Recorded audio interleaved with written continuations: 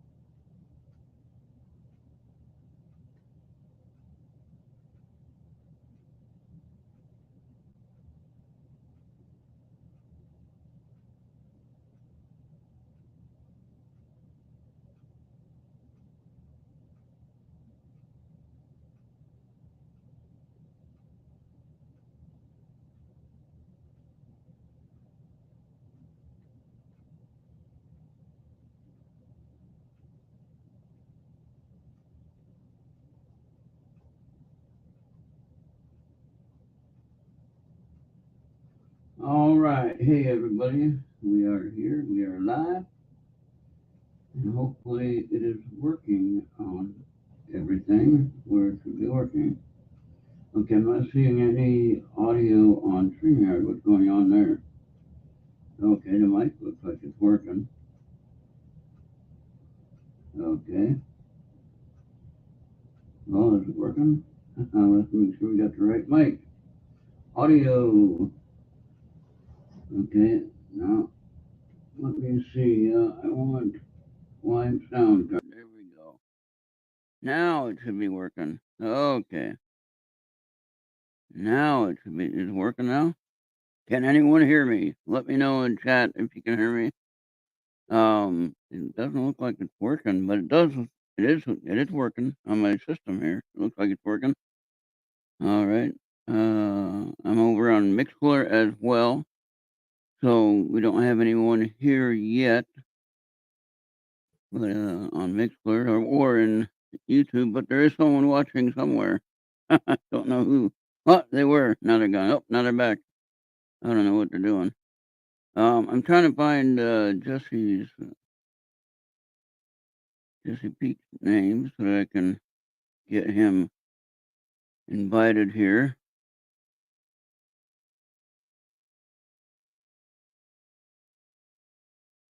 Okay.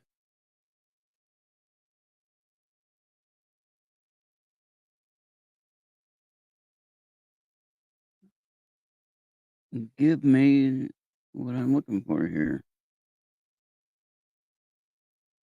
Okay. This is crazy, man.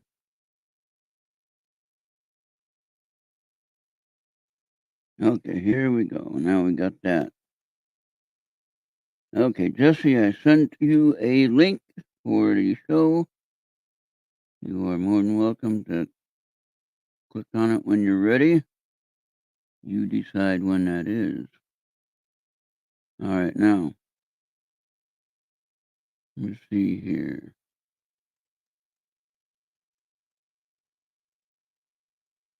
I don't know if anyone else is available. Friday nights are kind of tricky. There's all kinds of stuff happening on Friday night. There wasn't when I started the show. When I started the show, it was just me. There was replays on other channels, or nothing at all on some channels. Um, I started this show a little while back. On my Facebook page, I have, or not on Facebook page, but on ertradio.com, there is over 60, I think 60 shows that are listed.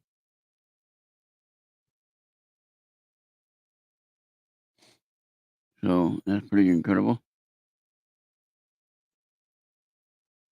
Oh boy. We don't want to watch that. Okay. What's that? Okay, so nobody's in chat yet. They all know I start here at 9 o'clock, 10 p.m. Eastern.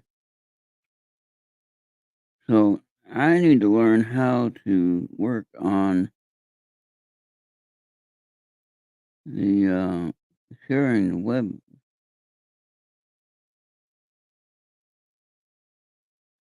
Okay, how does that work now?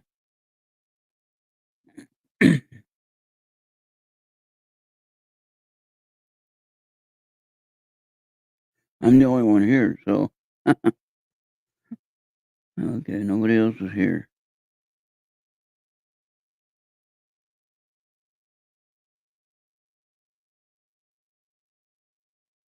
So this might be a good learning night since no one's here. Of course, I don't do this on my own.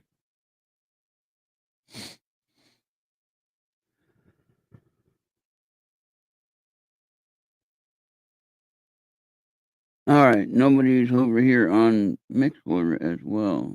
So got one elsewhere, got one person watching somewhere else, not in the YouTube channel.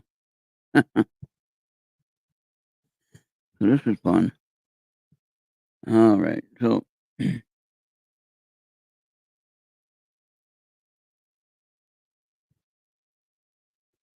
while we wait for some people to show up,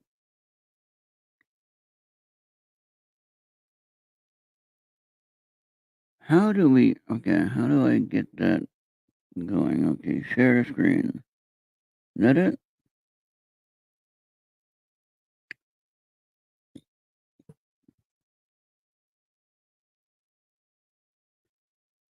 Who do I share screen with? There's nobody here. Okay, I don't know. Maybe I need to do some research on that. Okay.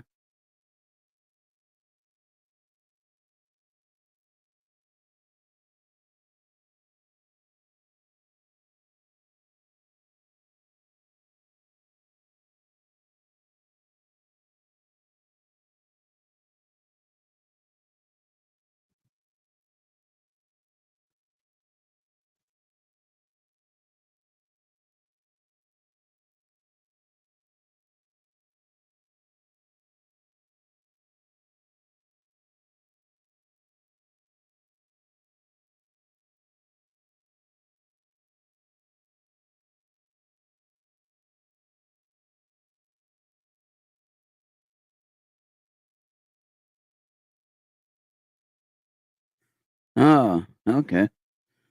So it is a share screen option, but I'd be sharing to my own self. But how?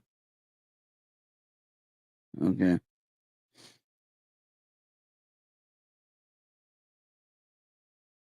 Bring to my own website. I can do that on ertradio.com. What?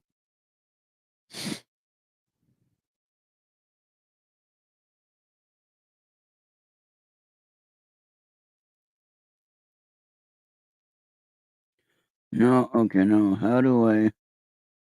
How do I show?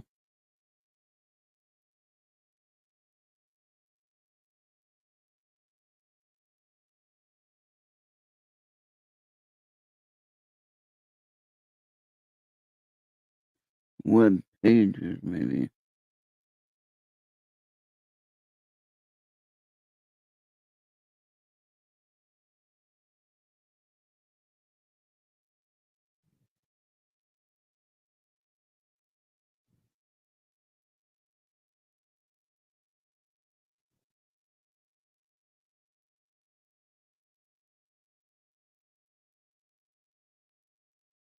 Oh, how to embed your recordings, okay, to the website, okay.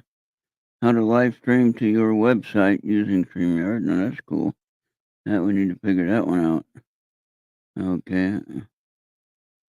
How to add live streaming video on your website. No.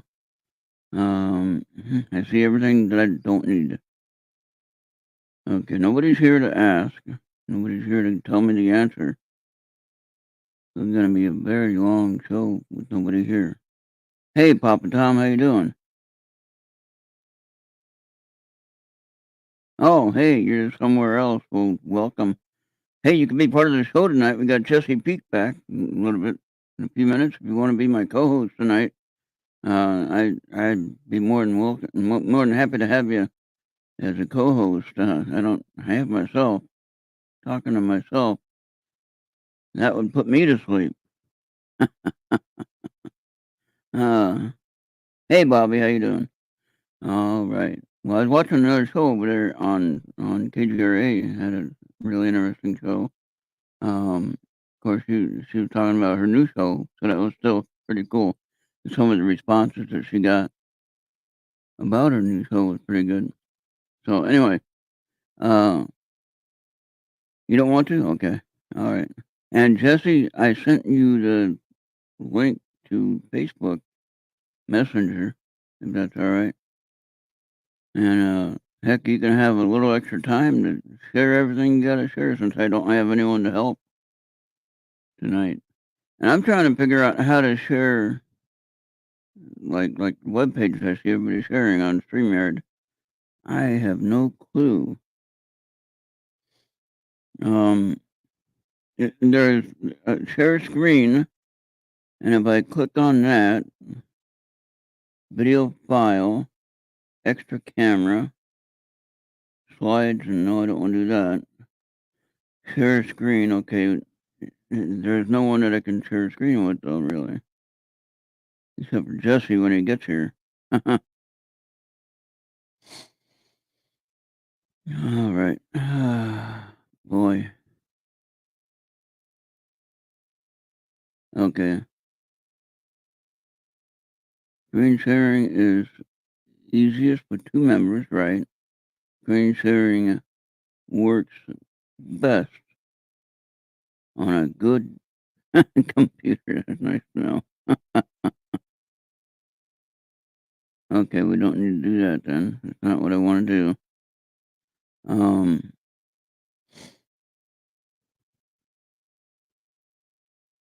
okay, how does anyone else do it? Jesse, where you at? You should be in the show.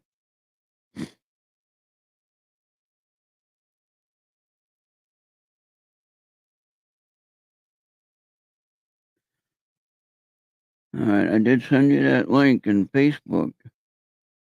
So, I don't know how to do this with the screen sharing or the website, looking at the website, uh, different website stuff. How do you do that? Does anybody know?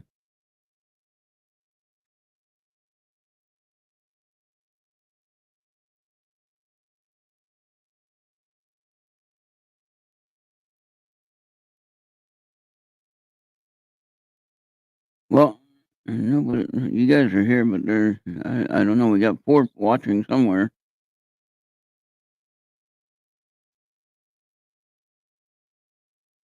1, 2, 3 in the YouTube chat, but four is over there on Facebook somewhere. So they're watching me talking to myself about nothing. Show about nothing. That reminds me of something, right? So I had a question for everybody today on my live drive today. I asked this question, and how do I sound? Can you guys hear me okay? It looks like it is. Looks like it's working. Hey, there's Jesse. Now I don't have to talk to myself. But Jesse, we need you on camera. You can just look at me. There we go. Hey, Jesse, what's going on? Hey, Ron, how you doing tonight? All right, I'm kind of on a solo run here. Yeah, I noticed. So I jumped on a little early. Yeah, sometimes that happens. So, um, but I had a challenge for you guys on my live drive today when I mentioned it. And the challenge that I have is that you can come up with a story that at the time it might not have been funny if it happened to you, right? But now you can look back on it and say, that's crazy. So I thought about this funny little thing just for myself, right? I'm thinking about ordering some bird feed, and having it sent to my house, so I don't have to go to the store and carry back a big bag and everything like that. I'll let the UPS guy carry the bag, right? But anyway, so I was thinking about doing that, and then I thought about, well, if I'm not there when they drop it off on the porch, then guess who's gonna get it before I even get to open it up? The birds. I get back and I just have a plastic bag sitting there, no birds eating. Yeah, right. They'll eat it all on you. So they'd have a big old party there. You have squirrels up there too, Ron? Huh? You have squirrels up there too? Oh yeah. Okay, yeah, we do too. Plenty of squirrels.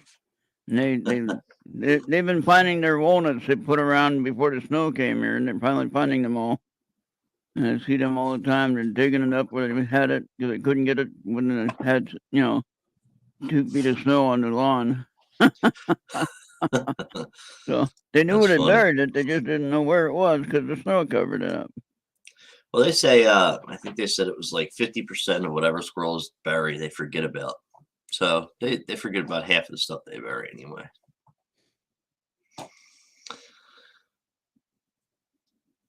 Yep. So it's just me and you tonight? So far, unless we get anybody else that wants to jump on. Tom said he doesn't want to mess with us tonight, so he doesn't want to talk to us. He would have to get us into shape before he talked to Justin. Here, hey Justin, how you doing? So what would be one of your top things that you can remember that maybe might not have been funny at the time it happened, but now you can look at it and just kind of laugh? It could be an accident you had, could be a funny thing that happened with something Yeah, in I life. guess it would be we were down the shore when I was really young, probably in high school still, and on the way home, we blew the engine because we didn't put enough oil in it. Oh no! So we had to sit on the side of the road until a AAA truck came, which took about at least 3 hours.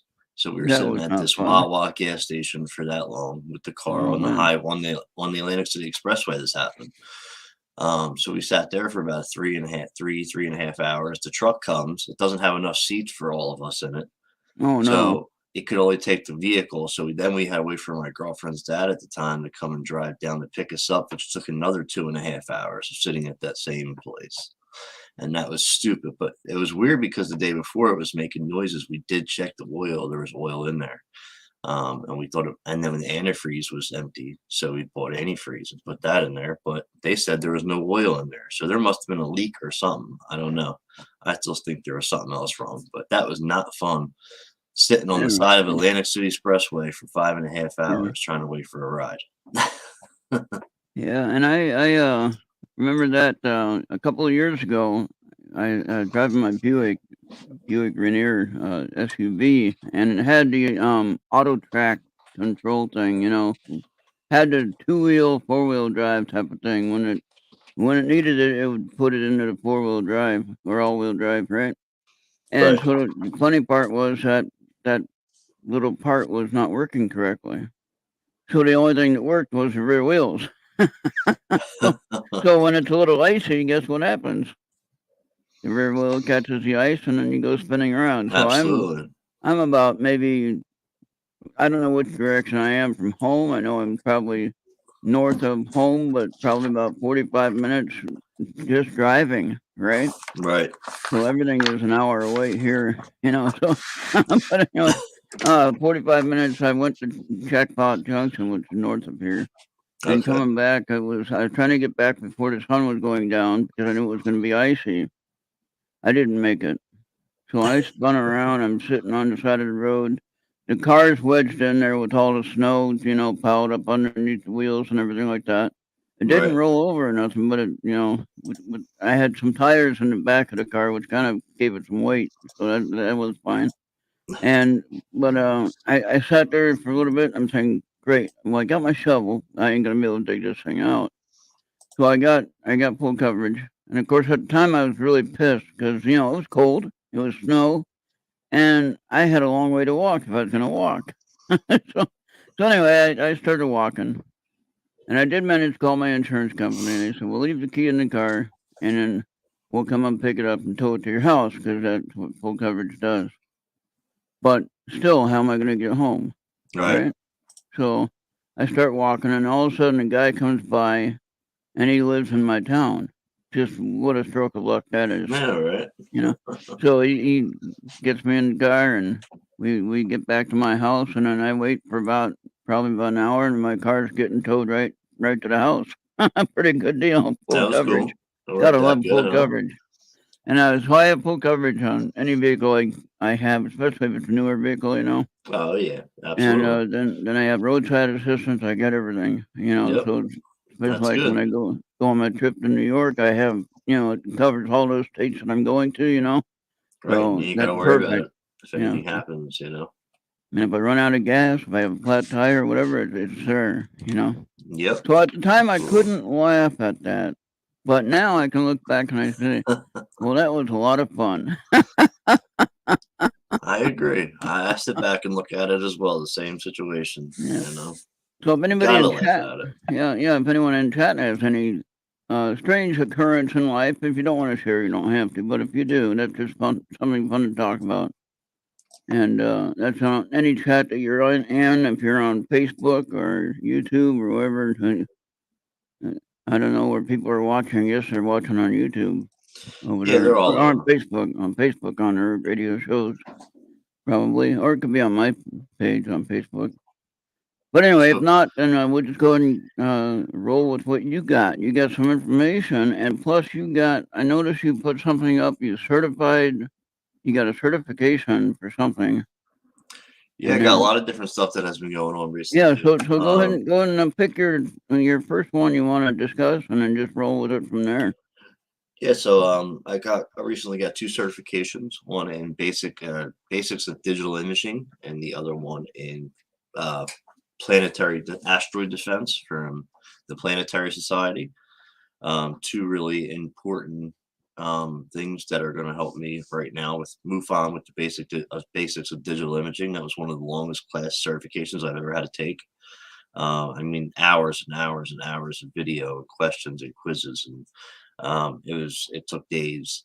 And then the other one was asteroid defense. Learn about how asteroids can affect our planet. Learned about comets and all that kind of stuff, and how NASA has to actually pay attention to all these things in case they could come and hit Earth. I got both of those certifications recently, and then I was encouraged to write a paper because I work for the MUFON ERT, which is the Experience and Resource Team.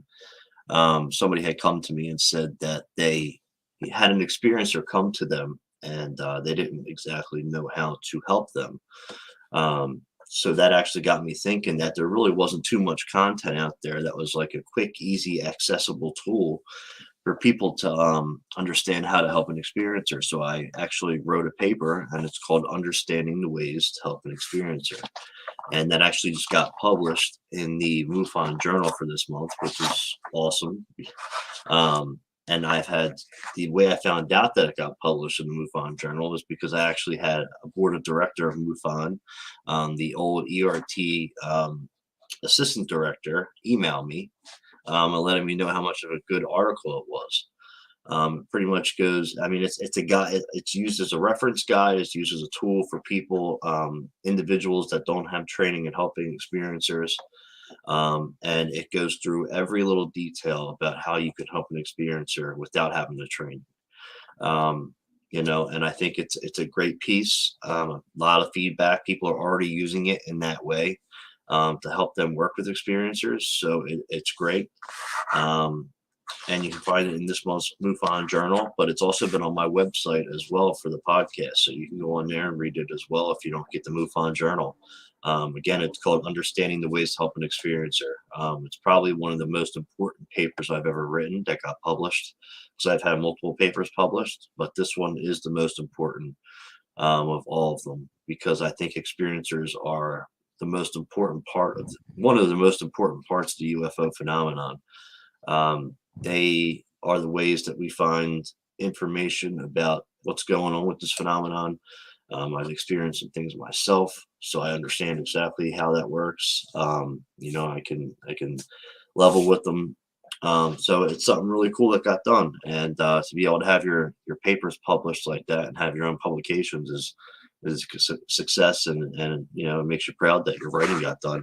I actually went back and read the paper, and I was actually shocked that I was like, "Who wrote this paper?" I like, you know what I mean? Because I didn't realize how good I actually wrote the paper, and I shocked myself. So that Well, was a you pretty you did cool. you did research, or you had personal experience with dealing with experiencers, so you kind of Right, had an idea of what you had to share. right, and that's the thing. I'm dealing with experiences on an everyday basis. I'm an experiencer myself, so I kind of understand what needs to be done and how it needs to be done. And this is kind of I what I put in this paper is exactly how I basically run the process of when I get a questionnaire from MUFON, and someone needs help. This is basically exactly how I run them through the process, of finding answers and working with them and helping them find similarities in their cases. We cross-examine stuff when they tell me their story, go to their first meeting with them, have them reach out, do outreach, get them meeting other people in the community that have experienced the same things that they've experienced. So it's pretty neat. And I think everybody, if you don't know how to work with the experience or you don't have that education, that's great. Also, Kathleen Martin, who I just interviewed this past week, Yep, she I've has a talked. book out. It's called, what is it? Making Contact, or, Extraterrestrial Contact. That book right there, I mean, if you're an experiencer and you're looking for help, that book will walk you through pretty much every step that you need to take to help yourself with an experience. Yep. But if you're looking for a quick way, I would definitely check out that my paper, which is on UFO encounters worldwide.wordpress.com. And you can check it out. So it's pretty cool. And I'm proud to be doing this work because this is important right now. Experiencers are coming out more than ever. Doctors and people in the medical field are finally starting to come around and say that this is a real phenomenon. And now, since 2017, the Sun went and put that FOIA request in, um, and they received it 5 years later, which is now. And it was from a 2010 document from the Pentagon explaining that people that have UFO encounters are, in fact, having physical, mental, and emotional effects from UFO encounters. Some of the stuff they named was like radiation burns, psychological issues, pregnancies, waking up with marks on their bodies, having things healed or not healed, waking up with bumps under your skin, implants, all kinds of stuff like that. So that's basically the confirmation that's finally out now, that backs up with experiencers have been going through all this time. If you've been in the field for a while, you already know all this is true. You know this has already been happening. But for the public that really doesn't know, and the skeptics that have been questioning this all this time, we now have those documents, which it's 1,500 pages of documents explaining that the physical effects of UFO encounters. So I really don't see how people can sit there and fight with that. And it's just nice to have that for the experiencers that have, dealt with this problem. So we now have that paperwork where we can work with, and hopefully have more doctors get on board with stuff and help these experiencers in the way that they need it. ERT is doing great with MUFON. I mean, the people that are a part of the experiencer resource team of MUFON are some of the greatest people I've ever met. They put the experiencer first, before themselves in any part, in any way of this. They make sure that experiencer gets the help they need. They help them through the entire process. I mean, I've seen people talk to people for hours on the phone, walk them through things. And it's great that we have people like this that want to dedicate their time to helping individuals that need it. And in my opinion, it's one of the most rewarding experiences helping experiencers. So I think it's an important subject right now, and I think people need to understand that. Yeah. So that was one of the big things that came out recently. I like that. Now, I had a thought come to mind. First of all, Earl Grey got promoted in California. He's now the state director, correct, for the whole state. Yeah, Well, go I ahead. know he's the Southern State Director. I don't know. I didn't know he Okay, got it. I thought I got that, but maybe I got that wrong. Okay, yeah. Yeah, Anyway, he's the Southern State Director of California. They okay, split the state up into two. okay, instead of the 6 or whatever it was. So, Yep. 3 or 6, I don't know, Well, quite a few. it's still split up into sections, but California is so big that they split it in two, so they make it look like two But states. he did kinda get a promotion though, I guess you can call it that. And then, Yeah. he does work with ERT, I think? Yes, he does. He is a Okay. colleague of mine. And then I remember you had him on an interview just recently. Yeah, it was a couple months back he came on. We had a Yeah. really great conversation about the And, work that his mom did, working in the intelligence field. oh, yeah. So it was a good conversation. I Yeah, learned a lot. we had him here for a couple times we had him here. Yeah, Had yep. a lot of I was fun. here. He's a lot of fun to talk to with, that's for sure. Absolutely. And, now let me ask you this now, without giving any names, not even locations, just your personal, personal thought about this. What is the strangest case that you found with an experiencer? Meaning like an implant, mental disorders, or maybe they're even smarter, maybe they got some weird gift that Right. they never had before. And you might have known somebody like that, not saying, again, no names, but, Right. say if you, knew a personal friend, all of a sudden he knows how to do calculus, and he never knew how to do, nothing but basic math. Right. No, I've had you know, I mean, I've had people that have woken up every morning with different marks on their bodies. I'm not talking about just like a poke in the skin. I'm talking about, like a triangle formation they wake Oh, up yeah. with on their leg or their body parts, Mhm. waking up with objects underneath of their skin that they're able to push around, probably about an inch all the way in different directions, and they can move it underneath of their skin. Um, it's crazy because some of these people are dealing with this on an everyday basis to the point where it does mess with their mental health, but these people are perfectly healthy. There's been tests done on individuals that are experiencers, and about 80% of the time these individuals are perfectly sane. There's no psychological effects or anything like that. Now there is that 20% that has had those psychological effects and or do have some kind of mental issues, but that 80% that doesn't, and they're experiencing this on an everyday basis with implants and different marks and waking up with stuff and having contact like this. It just goes to show you that, uh, what are they making all this up? I mean, there are people that have regular day jobs and families, and most of the time when you come out as an experiencer, you're dealing with ridicule. So nobody wants to come out being a lawyer that goes down to the courts every day to be a defendant or a trial lawyer. And they come in and say, "Oh well, yeah, I was abducted last night, and I woke up with marks on my body." No, you're not going to do that purposely. Most of the time, experiencers they want more stuff to happen because they want to find out and and get that confirmation that this is really happening to them, because most experiencers constantly question themselves and say, well, this is probably going to sound crazy, or I know I sound nuts, and that's always what you hear when you first talk to somebody that's an experiencer. So there's been some crazy cases where people, I've had videos sent to me Well, where, answer that. Go ahead. yeah, right. um Hold on one. Oh, boy. Always get the call in when you're on a live stream. So yeah, I've had plenty of people do that kind of stuff, and it's scary in a sense. And I've had videos sent to me that are videos where you can see, electromagnetic fields going through the house, on Mhm. video. And we've actually taken cases like that on the project that we do for the electrical malfunctions. That's actually a case that came in that way, but she's an experiencer as well. And Mm. then it's nuts to see on video. You see how like it's a normal picture, and then all of a sudden you can see this electromagnetic field come into the view of the video, and you can see it. And she follows it with her phone, and then all of a sudden it just dissipates and it's gone.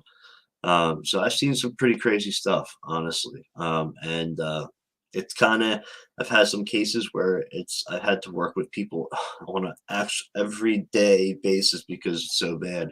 Um, some people it gets more into the paranormal where they're being terrorized. Mm. We figure out that there's negative entities and they're hurting them mentally, physically, and emotionally. And it's to the point where they're going a little crazy and, they don't know what to do and they don't know how much longer they can deal with this. But we have other places and people we can do outreach with. Opus is a great one. They deal with the paranormal and there's a support group for that. So if we have people that's more in the paranormal field and they require more help than what we can offer, we can refer them to that support group and then they'll get the help they need, which I actually had to do the other day with somebody. Yeah. So now, are you kind of more, well, you're expanding your gifts or your talent, which is to interview people, but you're also maybe getting into the more of the counseling issue, right? Is that right? Yeah, so I'm getting more into the counseling. I mean, I was a counselor for 4 to 5 years. Okay. So I did that and I helped young adults with different life skills. When I was in the Boy Scouts, I worked at the summer camp every year, and that's what I got paid to do every year. Go up there and help these young scouts learn their life skills, so when they grew up, they knew how to do different things and get a job and all that. So I'm very used to working with individuals, Yeah. and that's something we are trying to do now. We're trying to really give people get people that are in the field that are interested in the subject to actually work with experiences because it's hard to find a lot of people to do that, Yeah. especially people that have big careers in the medical field. They don't want to get their name mixed up in that. And I've even had people tell me, say, hey, I'm in the clinical field, I'm a counselor, I've done all this stuff, and I've talked to colleagues about just possibly getting in the field, and the colleagues tell them, listen, stay away from that field, don't get into that, you don't want to ruin your career. And that's the immediate thing they tell them, which is it's crazy. That's how much of a stigma comes with this. um, so I'm trying to right now. I'm in the middle of another certification. It's a mental health certification. This way, I can help people on the mental health level as well. Oh, yeah. Um, I'm constantly always trying to better myself. So if there's a certification out there that can help me with people, experiencers, or investigating regular sighting cases, I'm going to take it. So this is Cool. I think it's an important subject and experiences going through so much in the past. We talked about this the other day with somebody. The recent documents that have come out only go back from 2004 to present day. And it's like the government's only trying to make this seem like a more recent phenomenon than it has been a lifetime phenomenon. Right. And all the people from before 2004 that are experiencers have witnessed and dealt with ridicule, loss of family and friends. Some were put in institutionalized. Yeah. Some of them have committed suicide. The governments have threatened people, paid people off, given disinformation. I mean, good researchers that have done great work, and then all of a sudden, the government's coming at them saying they're giving them good information when it's bad information. I mean, the government has done so much messed up stuff, which is why they're doing this, trying to make it seem more recent. Because if they go back all the way before Roswell, they have to deal with all those repercussions again. Hmm. And I don't think they want to do that. That's why they keep bringing new information out that's more recent. Like the document only goes back to 2004, and some of You the other know, you ones know what I find 2000. is So what I find is interesting in my life journey. I lived in a little town called Pleasanton, California, which is right next door to Livermore, which has what Livermore Lawrence Laboratory, right? okay, Okay, now they did a lot of strange stuff. Now, remember, for anyone listening out there, this is for educational and entertainment only. Don't give me any tickets for talking about what I lived. Okay, so right, I'm sharing a true story. There were some things that happened in Pleasanton, California, that is unexplainable. Okay, and if right, we talked about it, then well, they would rush us off into someplace quiet. We wouldn't be able to say anything. We'd be gone. This yep, is in the 70s. All right, so. In the 70s, it was very hush hush. I remember in high school, they were talking about a cigar shaped craft. Not like the one that they showed with the rings around it. This was a cigar shaped craft. How it was floating, how it was going. It wasn't a balloon. It wasn't a Hindenburg or anything like that. This was a cigar shaped craft under power. And people were reporting this in 77 in California. All right.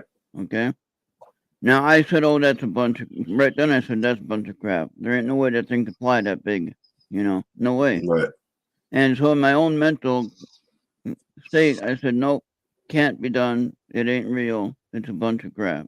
I didn't say that about some of the other, like flying saucers. And I'm Right. not talking about the movie flying saucers. I'm talking about the historical uh, cases that we had at the time. And so, but the cigar craft was a whole nother deal. And then you had that one that came by flying past the solar system that didn't even stop, but it was kind of a cigar shaped type of thing. However you say that Hawaiian name, whatever that is. Yeah, Oumuamua. yeah, there you go. And that was probably the closest thing to what they were reporting in California, but of course a smaller version of it, I believe. But now, when I witnessed a fireball come out of the sky during during a lightning storm, a giant fireball the size of a house came down out of the sky at an angle, and it went across the rooftops and it just disappeared. Where did it go? It didn't crash into any houses, didn't cause any fire. It just dissipated. Gone. I witnessed that personally. I didn't talk about it ever. Okay. Now, come to find out, Lawrence Livermore Laboratory has come up in several conversations on interviews on YouTube talking about experiments they had in the area. So here, that's where the fireball came from. It was one of those experiments. What I witnessed when I went on a tour of the laboratory with a friend of mine that was a scientist that worked with them. He worked with them for like 40 years or something. He was my scuba diving friend. We used to go scuba diving. And anyway, we went to the lab and he took me on a tour. And he showed me a laser that cut through metal like it was butter. And it was it was something other than a plasma laser. It was something way better than that. This thing was incredible, and they're developing that for the space, for the space station, different things, so you can work on metal in any condition. So that thing was amazing. But just with that alone, what else were they working on behind closed doors that we don't even know about? And Absolutely. this is all over the place. That isn't just where I lived at. But then I got to thinking about, well, are those maybe the weird dreams I'm having, or maybe some kind of mind control that they're working on? Who knows? You Right. know, they didn't tell us any of that. I'm not trying to accuse anybody of that, but I'm just wondering, where do we get our dreams from? If they're not memories, where do they come from? They're thoughts from somewhere. Okay. And so, do they come from aliens? I don't know. What do you think? Do you think aliens can mentally project their message without our permission? Well, I mean, if they're supposed to be so far advanced, I mean, I can't see them not being able to do something like that. You know, Yeah. they're supposed to be hundreds of years and thousands, maybe even thousands of years ahead technology wise. So, I mean, they could have the possibilities of doing that no problem.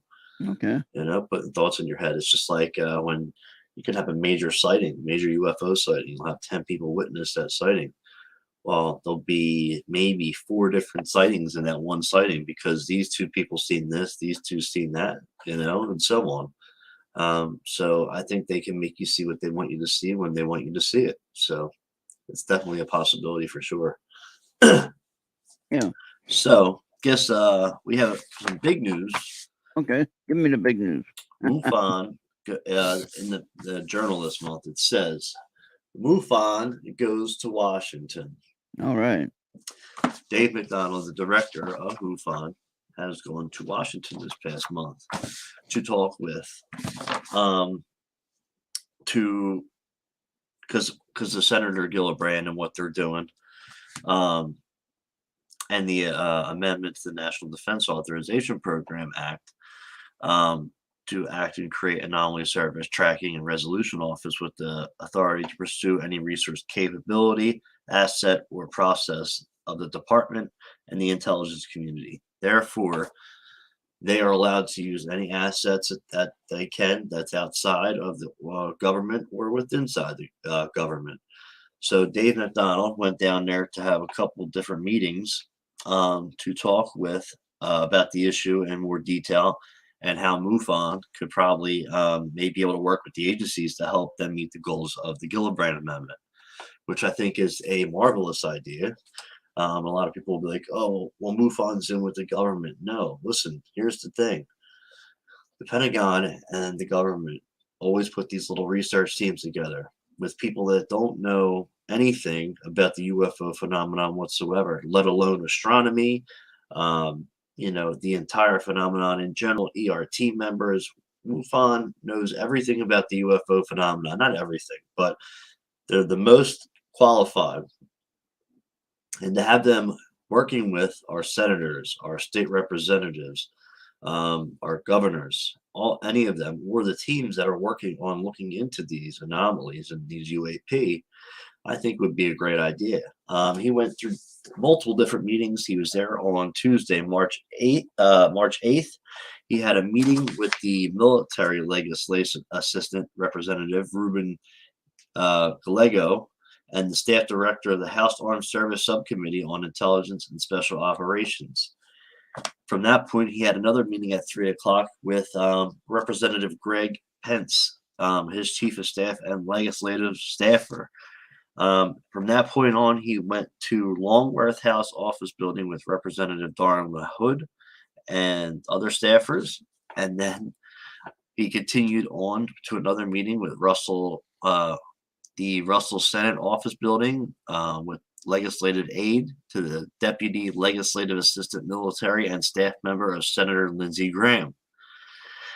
At that point, he continued on and he went to the Hart Senate office building with the professional staff and Senate Select Committee on Intelligence of Senator Marco Rubio. On Thursday, he then went to Representative Mike Turner and his chief of staff. Now, there's also a bunch of other meetings that were not talked about. Now, he went and did this. This was a 3 or 4 day event. He went and talked to all of these people, all the people in the legislative branch, all the representatives, all of them. As soon as he got back home the next day, he had multiple phone calls from all the people he had went and talked to about the UFO phenomenon. They all wanted him to come back for another week at least to talk to them, plus more other senators and governors and state reps that were there as well that wanted to get updates on this phenomenon, because they really don't know what they're doing when it comes to this. Maybe there's departments that we don't know of, like Area 51 and people at Wright-Patterson Air Force Base that do, but in the public view, they don't. So when they put these teams together, I think it would be great for MUFON to be a part of that, to educate these people on how to track, be able to identify, look at different data and similarities of how we can track hotspots, especially with, the new Project Aquarius that MUFON's putting together, which is the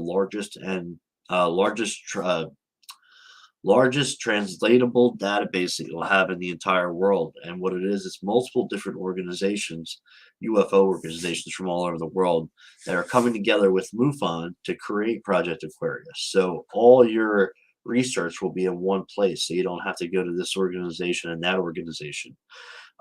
It's a pretty cool project that's going to be happening. And with projects like that, MUFON is a great resource for them to use to be able to understand this phenomenon better.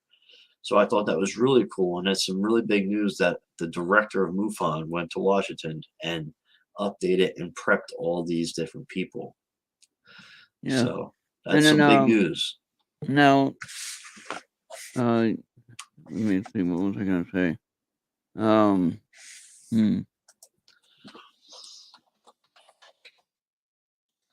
Now I forget what I was going to say. Oh, well. What are you doing?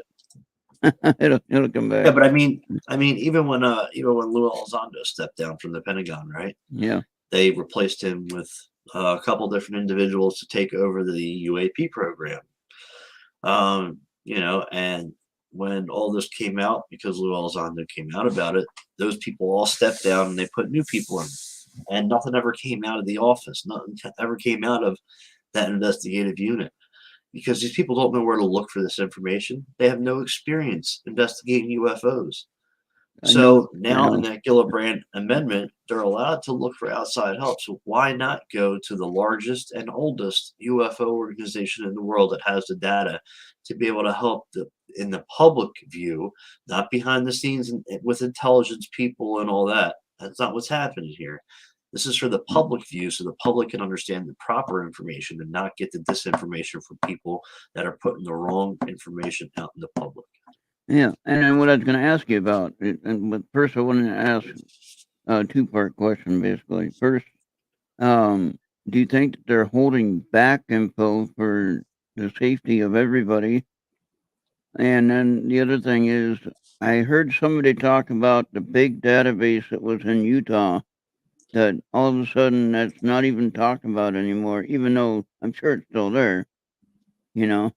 What are you talking about? Talking about the UFO database that they have from all around the world. They have cases that are documented, and it's in the storage in And MUFONs or the government? in Utah. I don't know what organization. I don't know. I I don't never know. heard about that. That was on. I can't remember what show I was hearing that on, unless I'm thinking about it in my own head. Yeah, But no, I never heard of that. it has all the UFO cases. I think Don Schmidt talked about it, but I don't think it was on the show that we just heard today. It was on another show that he was on, or maybe another show talked about it altogether. I cannot remember who. That's the problem with the old age and memory. But Oopie's here. Star showed up. Everybody's finding it. I do have the audio going through over to Mixler just so we can keep it going, keep it stored there. And so then the other thing is, like I asked, do you think that they are trying to not necessarily hold back to mislead us, but hold back to protect us The overall? government? Yeah. I would say it's probably both. Okay.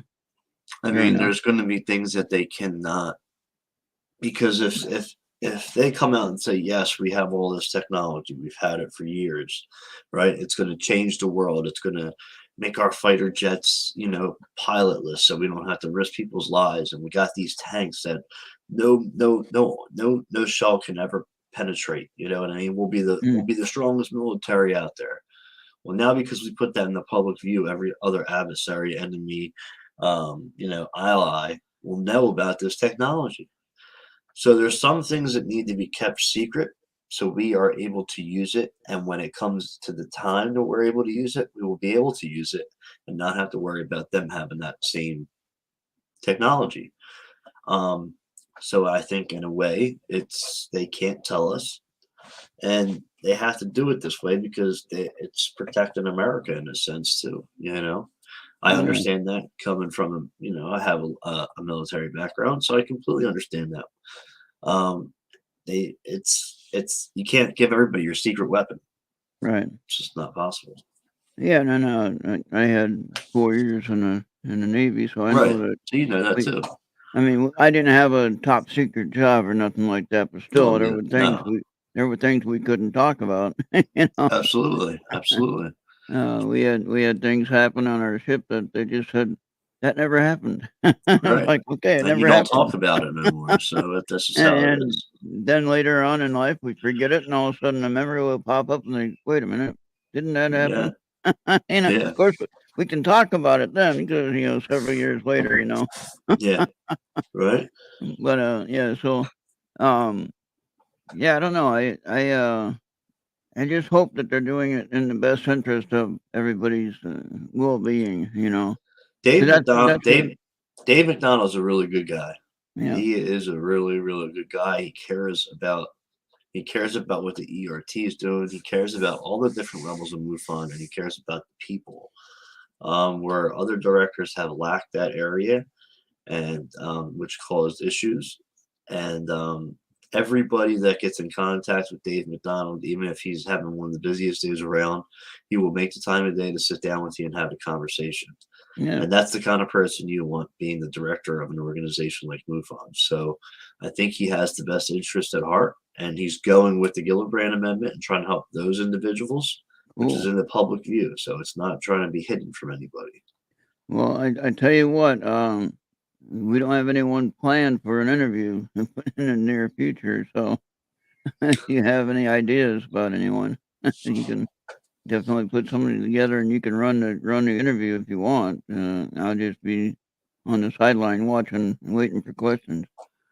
Of So course. that's an option you can think about, like we talked about that before. And now you're feeling better. You're looking better than you did a few weeks ago. Thank you for that. You healed up pretty quick. Yeah. Yeah. Still And got little side effects too. It's crazy, man. yeah, Doctor and said it it could take stays up with to a you. month. Yeah. There He was said, when I was in the shelter a few years ago, many years ago now. But anyway, I was there in probably about 2008, I guess. I was homeless. I was in the shelter, and I got this. It wasn't really the flu, but it was like a cold thing that just lasted forever. Of course, you're dealing with 100 men in the same little room, in the shelter. You're gonna get something. You go into all these other places where they're all going. Guess what? Whatever anybody gets, you're gonna get it, right? And so I never really got any major flu or anything like that, but this cold thing was like just a congestion that stayed with you for like about 8 months. It was nothing yeah, really bad. It was just yep, like upper respiratory congestion, not anything major. Just hung in there like a cold. yep. And I didn't get it if it was maybe the mildewy, inside the shelter, Right, right, and then having to be outside all the time when you had to leave the shelter, so that was a whole right. other thing. You had to deal with weather all the time, and so you had no break there. And so for 2 years, middle of winter, the blizzard's coming. Get out! It's 6:45. You got to leave. And so sure enough, we had to leave, and we didn't have a choice. I think they changed that law now. Now they have to keep us inside if the weather's bad. They Of course, should. now I have my house. Now I have my house, so I don't have to worry about that. But um, now I don't go out if I don't want to. But then it was a whole different deal when you had to leave, and you had to come back at such and certain time to sign back in and maintain your so-called bed or bunk or whatever you want to call it. And anyway, that was a lot better than sleeping under a bridge, which some Of people course. preferred that, but I never liked the idea of sleeping under a bridge. Of course not. Some people, their mental state was a little bit off, and they didn't seem to care, Right. or at least they had no way to express their concern, I guess. Yeah. And the sad thing about that is that some of them are veterans. They're military veterans, and they don't have anyone to care for them. No one's looking out for them, and that's a whole nother show, though. So, Yeah, absolutely. That's a whole nother but one. anyway, with the UFO situation, though, is there or the experiencer situation, is there conditions where they get turned upside down, and of course, that's why you're there, and they can call on you and or contact someone like you in their state and hopefully get the answer. Is that the idea you're thinking of with what you're heading for What do as you far mean? as what you're trying to do as far as helping people? Yeah, So well, my door, has always been open ever since I started the podcast. yeah, The podcast was started to have so people had a safe, place to come, and if they wanted to come out for their first time, they could do that on there. But there also on you my go. website, I put my email out there so people can get in touch with me if they need help. If maybe they have reached out to different organizations in the past and it didn't work out too well, where they weren't treated properly. So my email is always there for people to contact me. And if I do private investigations all the time, I actually haven't had one recently, so it's actually been. But usually when I get one, I get like another 5 or 6 of them, so it's always all at once. Well, you're getting prepared for that, so Yeah, that's right a good now thing. You're everybody's you're just so not you're excited. not just spinning wheels and doing nothing. No, You're no, actually working on advancing what you need to know. absolutely. Um, some And people I'll have and, and I'll be have giving gone. a Yeah, lecture yeah. next month at the Philadelphia MUFON conference Oh, there too. you go. Yeah, that's right. That's coming up. Yeah, And so I'll be speaking on Friday at wow. 7:30 about UFOs and electrical malfunctions based off the project that we did. So I'm 40, putting, what was it? 40, what was it? yeah, Project BatTech 404. It stands for I knew it was 404. I couldn't. it stands for Battery Technology and 404. So Project Okay, Battery Technology 404, BatTech okay. 404. I had the 404, but then I got that confused with the website that doesn't want to open. You know what I mean? Yep, I got you. So yeah, I got a phone call the other day. This is all what happened in one day the other day. He almost gave me an anxiety attack. I get a phone call from somebody that needs me to come to. It's called Geek Fest here in Philadelphia, and they offered me to come and be entertainment there. I'd be the opening speech to open the event up and talk about MUFON and what MUFON does for people. And then also set a table up so people can come talk and chat and get some information about MUFON. So I was on the phone with MUFON HQ, my state directors. We're trying to get a whole bunch of stuff sent to me so I have stuff to give out.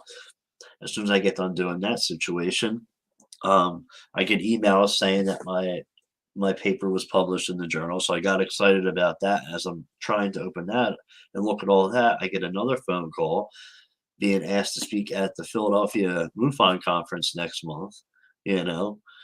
So then I, was having anxiety. I'm like, dang, I got to talk in front of all these people in front of MUFON and then there, it got crazy. That's what I mean with everything happening at one time.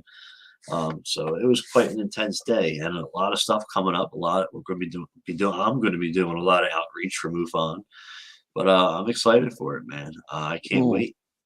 And I Well, think it's going to be cool. you This is can my share. first MUFON conference I'll be doing a lecture at, Oh, so there you that'll be go. cool. Yeah. I was gonna say you can share your email at any time you want or at the end of the show, and when you get ready to get done here. We got a little bit of time yet, but I mean, Well, just everybody knows the name of my show is UFO Encounters Worldwide.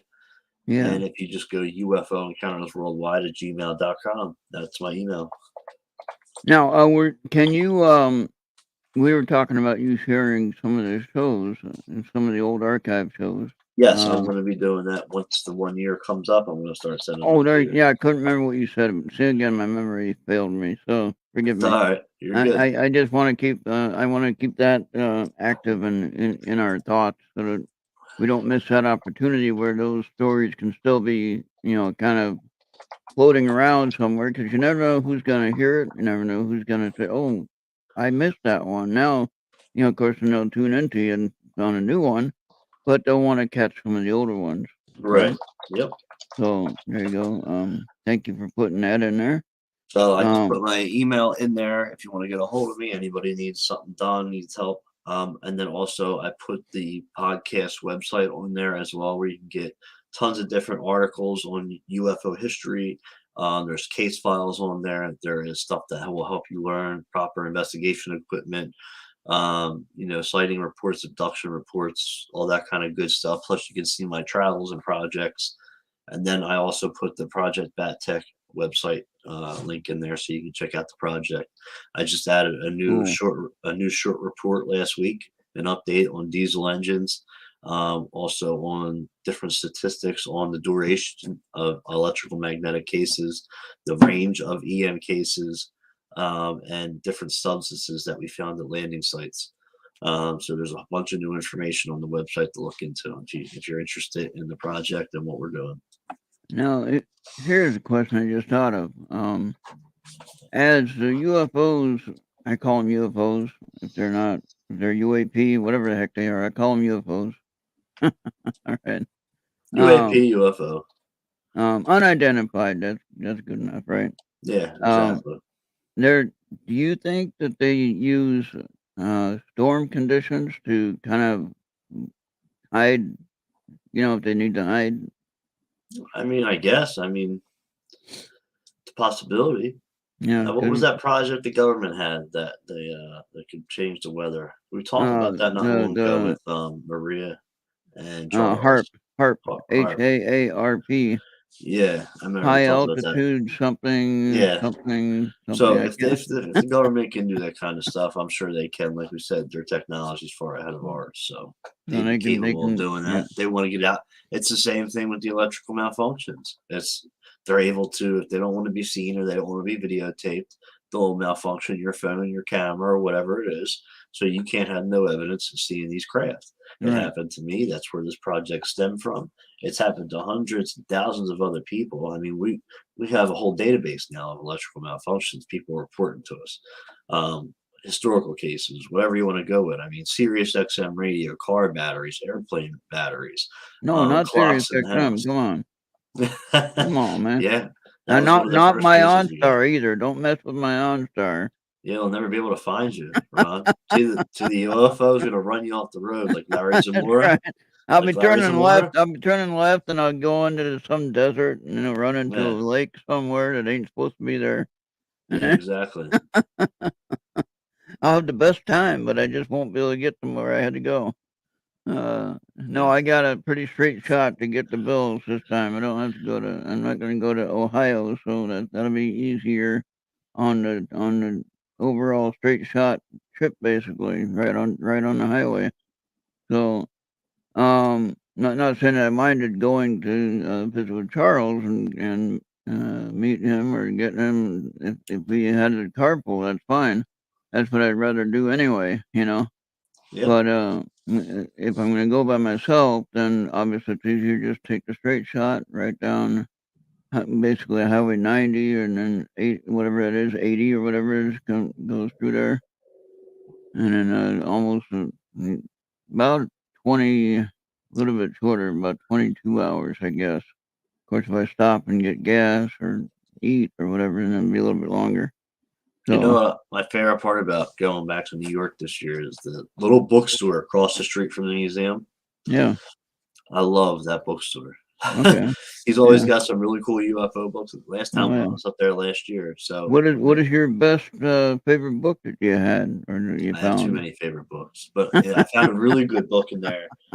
Um, it was a book that they had written and they took it out of circulation and then they wind up putting it back in or something for a little bit where there's not a lot of copies of it. And I paid $2 for it at that bookstore. Oh, cool. There you go. And I just happened to scan it to see what it like, what the price of it is. Guess how much? It's going for $70 to $80 for that Oh, book. That's how wow. And you got it it's for not it's $2. yeah, and it's in mint condition. And I paid $2 for that book. And so that's hidden away nicely. Yeah, I But actually had it's a great story too. I enjoyed the used bookstore that would sell like textbooks, like for school Okay. or for college and things like Right. that. Oh yeah, you'd have notes for people would write in it, for themselves or whatever. But if you just wanted the main book for, $5, it would normally be like you said, $80 for the Right. textbook. Yeah. But at the used bookstore, of course, you're getting what you pay for, notes on the sidelines and everything like Right. that, and highlighted, lines of things. Yep. But if you can work past that and Any just, chance that I yeah, get, I will go to a bookstore. I there am you a go. big book nerd, and I love my books. I Yeah, love the feel of books. I love the look of books. I love the smell of books. yeah. Different And books smell. when you I get love one it that's used all. like The that, you get one information that's in them. used, got all them notes in there, then you think, man, this guy had a good idea. And maybe that guy didn't go with this idea, and you can still have the opportunity to come up with it. You Right. know, just saying. I Um, I just went a week and a half ago to the bookstores down Center City in Philadelphia, and I got Whitley Strieber's Confirmation, the second book. oh, okay. I didn't have the second one. I have Communion, and then I had Transformation. So I had the first and third book, so I didn't have that one. So I finally went in there, and it was the only UFO book in the whole place. And they only wanted like $4 for it, used books, so I grabbed it right away. Wow. It's like now I got one, two, and three. There you go. Yeah. And when you meet them, then you can actually have them autographed if you need it. Yeah, that's I love getting autographs from people and Yeah, go to the conferences like the Philadelphia one. This year, Travis Walton's going to be there, Nick Pope's going to be there, a couple other individuals. It's bigger this year than it was last year. there you So go. last year I got Tom Carey that worked with Don Schmidt at Roswell. He was there last year. Got his autograph. Got to interview him as well. And Bill Burns from UFO Hunters. He's got a Yeah, couple good books out too. I got his. I think it was a book on the presidents in the White House. It was all the presidents. So what he did is he wrote the book, and it goes from the earliest president, which was George Washington, and goes through every president that had a UFO sighting. And the book is amazing. I mean, the content that's in that book and the information, nothing like it. And I love it. It's one of my favorite books. And I got him to sign that one, so that was cool. Got pictures with them. They're all on the website. If you go on my website for the podcast, you'll see all the autograph books I have and all the pictures that people I've been with. yeah, I love it. I love this whole subject. I'm passionate about it. I started out really loving it. You know what I mean? Loving the that's cool. content, loving the sightings. And then I got into the investigative research part, and I still love the subject to this day. It's one of the best things that I ever got myself involved with. That's good. I've met so many great people, including you, Ron, and so many other people in this chat right now. Yeah. Everybody, and I've made friends for life with people. I've learned a Oh yeah. lot. I got a lot of And we different haven't met training. in person, but we will get to meet hopefully this year at the I will. I'll Pine see. Bush. I'm gonna stay. I'm gonna be staying over Friday and Saturday night, Oh, so I'll there you see go. you Saturday because that's when Oh, good. Yeah, the there is a fair is. hotel that's right near Bill's that's in town there, Yeah, in we Newburgh. stay at one. It's right past the town, outside of the town, so There past you the go. cup and There sauce. you go. Yeah, I'm staying at Bill's because I'm Right. not. I don't have Absolutely. I I don't get have the you, money man. for a hotel. But no, Bill says he doesn't mind my company, so I stay there. And he has a recliner for me, so I can stay there. Well, That's there where I you go. sleep. So we're good. As long as they smoke outside, I'll be happy. Right. And they can tell you a story about that one. Uh, That's talk to funny. Amanda or Bill or some of the ones that were there. They'll tell you. Don't smoke around Ron. That's funny. I'll take it only so much, and it'll be too much. But no, just when the doors are closed and the people are smoking, or you're trying to sleep, it's challenging. And I Yeah. don't have much of a breathing issue, but I don't have any. I don't have the best breathing either. So when it was nice outside, it's like, well, go out on the patio and smoke. You're making people in their own home go outside and smoke. But Bill was nice enough, and he obliged me with that. And of course, Charles was there that year too, and he had the breathing. Well, he has a breathing issue. Yeah. Yep. And so it was like, well, he shouldn't be around the smoke, like that. Right. And not trying to tell his medical condition, but just saying that he already had a problem with the breathing issue. And so I'm just asking, be try to think about someone else that might have an issue with that. And Absolutely. even if it's not my house, I would, if it was my house, I would say smoke outside. Right. Yep. And if it's wintertime and it's too cold, then don't smoke. And you wait till summertime, then you go outside and smoke all you want. Yep. And I just don't like all my stuff smelling like smoke, and Yeah, I that's hear bad. you. Yep. And with the smoke inside, it just stays inside your sinuses and in your upper chest and everything like that. Just a problem. So I tried smoking a couple of times, of course, on the service. You did, that's just what you do. And but I decided no, not the thing for me. So Well, there you I got go. it. It's a good Yeah, thing. but I'm glad for that. So now, what would be your pick your top 3 tools that you can take on an investigation? Your top 3 main tools. If you got more, you can add them, but the top 3. My microscope set, my smartphone microscope set, my smart set. Um, Definitely my brand new EMF meter with the radiation reader, temperature inversion, Oh and yeah, magnetic and electrical field reader. I have a camera with a wire on it, so if we need to see something where we can't get in, you put the wire in the wall. And then I really like the binoculars with the built-in camera. So there's a couple. I had those four. Those are four things. But the microscope set, it's beautiful, and it comes with the smartphone connector, so your phone connects to the microscope, so you don't have to put your eye up to the thing, and Yeah. then you could take pictures with your phone or video at the different specimens that you're looking at. Oh, So wow. then I can just send that right to the lab, the MUFON lab. So I That's don't have to cool. sit there and actually take the specimen, send it out. I can go and immediately start taking video, get on a call, and show her what I'm looking at immediately. So That's that's cool. that's what I love about that set. I think it's one of the best sets ever. Oh, yeah. um, so to have that, and I would bring that out in the field if I had a case like that, absolutely, and use it in the field right away. And then that meter I got, that brand new meter I just bought last month, or this month I got it. Was it this month? No, the end of last month I got it. I think I paid $30 for it on Oh, sale, wow. and Now, it's great. do And you, it do does it does radiation, it does electromagnetic field, magnetic field, and temperatures. So it's great. do you prefer doing, audio recordings and then taking notes from that, or taking notes directly when you're there, or both?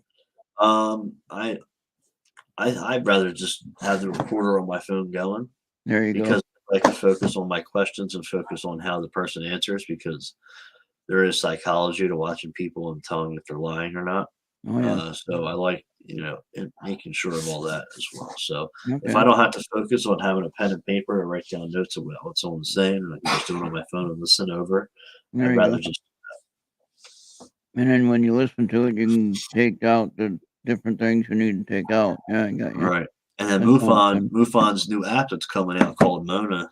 Um, it's going to be it's going to be made for MUFON members and field investigators. And what they're going to do is they're going to add a whole bunch of different tools for field investigators on that app.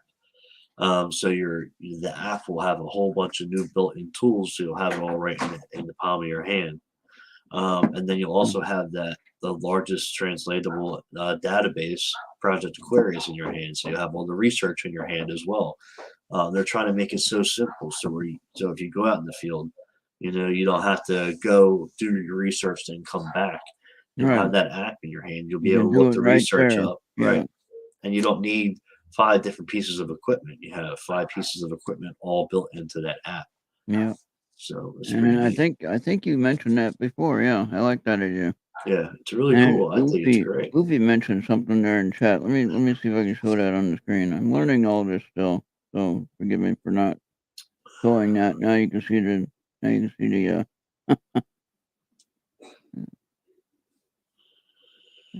you can read that on the screen. Yeah, All I right. read it. Okay. All right. So I'm still getting used to that function of being able to show the. And Ugh. Oofy does. She does. She authors. She's an author and she does books. She writes short stories and things like that. She has a few of them on my website, ertradio.com. But what she's talking about is doing a little dramatized radio show about the concept of UFOs and religion. That sounds interesting. So, Okay. and what do you think about that? What do you think about the UFOs and the religious process? Is it connected, or does it point to I mean, uh, there's stories going around like someone was. I don't know. I can't remember who I was talking to, but they were talking about, because Easter and Jesus and how he went into the cave for 3 days and then came out. Well, they were saying that, Jesus was an extraterrestrial and he came here and he taught the people everything they needed to know, and then he went back into this cave and was replaced with a real human. And when came out the cave, he wasn't the ET anymore. He was the human, and he went on being, who they worshipped. I don't know if that's true. That's someone else's opinion, but that's what I heard. And there's been plenty of stuff that, the ancient astronaut theory constantly refers to religion and the ETs and them having some similarities. When we had Reverend Carter on here, we talked about religion and UFOs. We got pretty deep into it that night. So there's definitely aspects to it. Whether it was them, the ETs themselves, that were these religious beings to give us the teachings that we needed, and then, once they realized they taught us and that we were learning and we remembered these things, they left and now they're just watching over us and teaching us in other Yeah, ways. So, yeah, it's definitely a possibility. that's cool. All possibilities are open in the UFO phenomenon. Yeah, If you're closed minded to these five things, but you're open to these 15 things, you're not going to succeed in this field. And being closed minded, there's no room for that here. There's no room for egos, closed mindedness, and there's no room for pettiness either. The right. fighting, oh, well, I can do this research better than you, or I have 10 more No, contacts than you, or I know three board members. How many board members do you know? we don't It's need like all that. We don't need get that. out of here with We're that, trying to man. get the information out there, not trying to derail It, people and run them off exactly. for the Exactly. stupidity of the useless argument of who's better and or what. I have said before, I stated this in a post that I shared. If somebody ever comes to you, and this goes with any kind of topic you're talking about, religion, ghost hunting, paranormal, UFOs, whatever it is, if somebody comes to you and say they got the answer, they know 100% that they're right, run the other way as fast as you can. That's right. Don't Nobody bother. has the answers. Don't bother to even give the guy the time of day to let him talk about what they know or Right. whoever it is. That's just gonna kind of waste your time because then you have to check on what he's saying, which you could be doing some real work on what you need to know. That's right. And so I think the main thing is that we all have to be sincere about what we're doing. Our intentions need to be, in the same order, in the same direction, which is to get an answer to what we're searching for. Yeah. Now, um, I don't claim to know everything. I don't claim to know anything actually because I haven't had any true major experiences in much of the stuff. A few spiritual experiences with the ghosts and things like that, but that would be considered hallucination, so we don't want to talk about that. So anyway, that was when I went to my doctor the other day, my mental health doctor, met him for the first time so I can continue my mental health services. And he said at the near the end of our conversation, he said, uh, "Did you have any hallucinations?" Of course, we talk about ghosts all the time and UFOs, and it's like, well, now how do I answer that in my head? I'm thinking, can't tell him about the ghosts, right? Of course, if he watches this, they'll That's know. so it's better to keep to yourself with doctors. But You yeah, know? so no, no, I don't think they're hallucinations anyway. But anyway, besides that, I don't think I have seen any so-called hallucinations, as you would call that, such as a hallucination. I do believe I've seen something that I cannot explain, and it's obviously something that we do not, discuss in public, except for on the YouTube channel that we're just talking about. Again, education and entertainment. So if you want to believe it, you can. If you don't, that's okay too. It's up to you. That's right. Again, we're not going to hold anybody to their own way of thinking. They're going to think they're what they want to think, as long as you don't, um, you know, hold it against us, what we're talking about. We're not going to hold against, unless you're totally off base, perhaps, but if you're on track, we're not going to, try to argue. Like I don't try to argue with anyone about political or spiritual or anything like that. I share what I No, think I know. And then that's right. if you agree with it, which I think you know that, and that's why you keep coming back here. And yeah, I'm not too forceful on what I do know. That's And right. And you gotta be open minded enough to continue to want to and I'm a learn new skeptic. I'll things. be honest. I am a skeptic on most of this stuff. You know, like with the spirit stuff. I don't know who I'm talking about or who I'm talking to when I'm finding these things that I listen to. Um, Funny thing is, I get this one radio that I purchased. It was a world radio. It has like several band waves, and it has a little AM antenna that works really well. But anyway, it's set to an AM station right now, and for some reason, I have the alarm on, and the alarm goes off at 7 a.m. and the Christian music station for some reason is playing. And it's like, what the hell? Where's that coming from? I'm looking at my tablet and I'm looking at my computer and I'm looking at, oh, wait, that's my little radio there. Okay. Finally figured that out this morning. That's been going on for 3 days with that music coming on at 7 a.m. It's like, I didn't set no alarm, but apparently I did accidentally hit the button and it just automatically set at 7 a.m. That's funny. But yeah, that was kind of weird. I like the tablet's not on. That's So good. that's weird. I'm looking at the clock and it said 7 o'clock. I wonder what's going off at 7 o'clock. You know, Yep.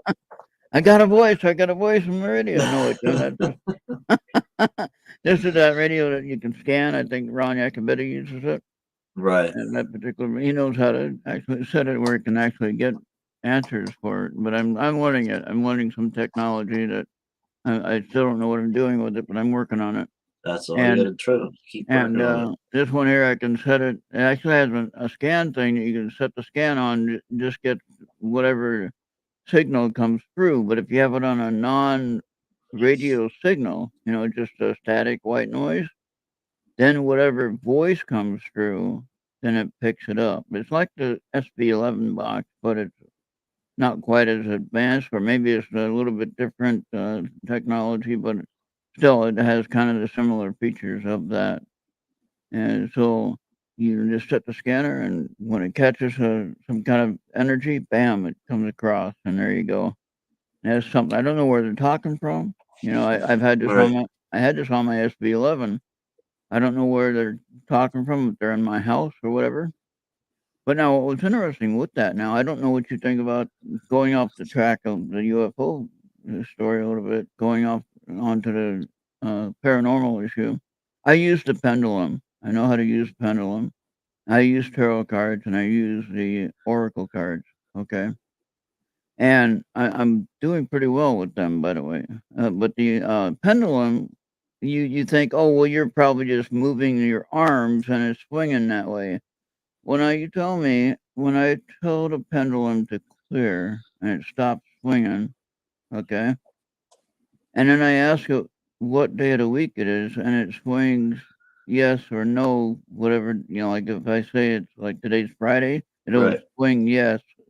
Swing and yes would be straight back and forth. No would be in a circle, okay? Right. So when I say, is it Friday? And then it swings yes, and I'm not making it swing. It's Right. swinging yes on its own. So now to go a little further to the figuring out what I'm thinking of is I'm asking it about the spirits in my house. I said, how many spirits are in my house? And I said, is there more than 3? And it was swinging yes. I've seen 5 at one time. That's interesting. One day I've seen 5 spirits. Now, I asked it about this old man that's in the house. He smokes a cigar or a pipe. Sometimes it's a pipe, like we mentioned, with cherry tobacco in it. I can smell cherry smell, like a cherry tobacco. Yeah. Which in the 1800s, they had cherry tobacco flavor. Right. And so, anyway, I asked the pendulum, is this man over 80 years old? Or over 70 years old, whatever it was I started. I think it was 70. And it said, yes, over 70. So he looks like he's about 75 or 80 in my vision that I see of him. Now, when I asked about his name, I already had the name in my memory. Okay, I said, is his name Samuel? And that was one of the names that came across my app on my phone when I did a scan. And Okay. it comes across with a bunch of words and things that it's picking up, on the little electronic scanner thing. I Right. don't know if that's real or if it whatever, but anyway, Samuel was one of the names. And I asked the pendulum if his name was Samuel, and it said yes. That's interesting. That's Okay, cool, man. so there's more than 3 spirits here, and I think I've seen 5. One, I actually got help, and it went home to where it had to go. It never came back. Um, One other woman is still here. The old man, again, if I talk about this and I'm hallucinating, so, this is for show purposes only. Um, but now with that, though, I don't think I'm as big of a skeptic as I used to be. Okay, whether it was with the pendulum or with the spirit, with seeing the spirit. I do know that I do see them, okay, and I do feel the energy of them. Now I've had other people do remote view of my house. 3 different people do that, Right. and they all came up with the same answers, and they don't talk to each other. They didn't know my story until they did the review or the remote view, right? Now, with the one last woman that talked with me and told me about what I have in the house, she said you have like 4 spirits. She mentioned the old man. She mentioned the boy that she never knew about. There's a 10-year-old boy that runs around playing tag, and he comes up behind me, taps me on the shoulder. I That's look cool. and I look, and there's no one there. But I definitely felt the tap on my shoulder. It's not my nerve jumping. It was actually somebody tapping me on my shoulder. Okay, and then um, I seen a older woman, probably a 1800s period dress type of thing. Old house, old style dress. You know what I mean? Yeah. Nothing fancy, just kind of like regular daily clothes.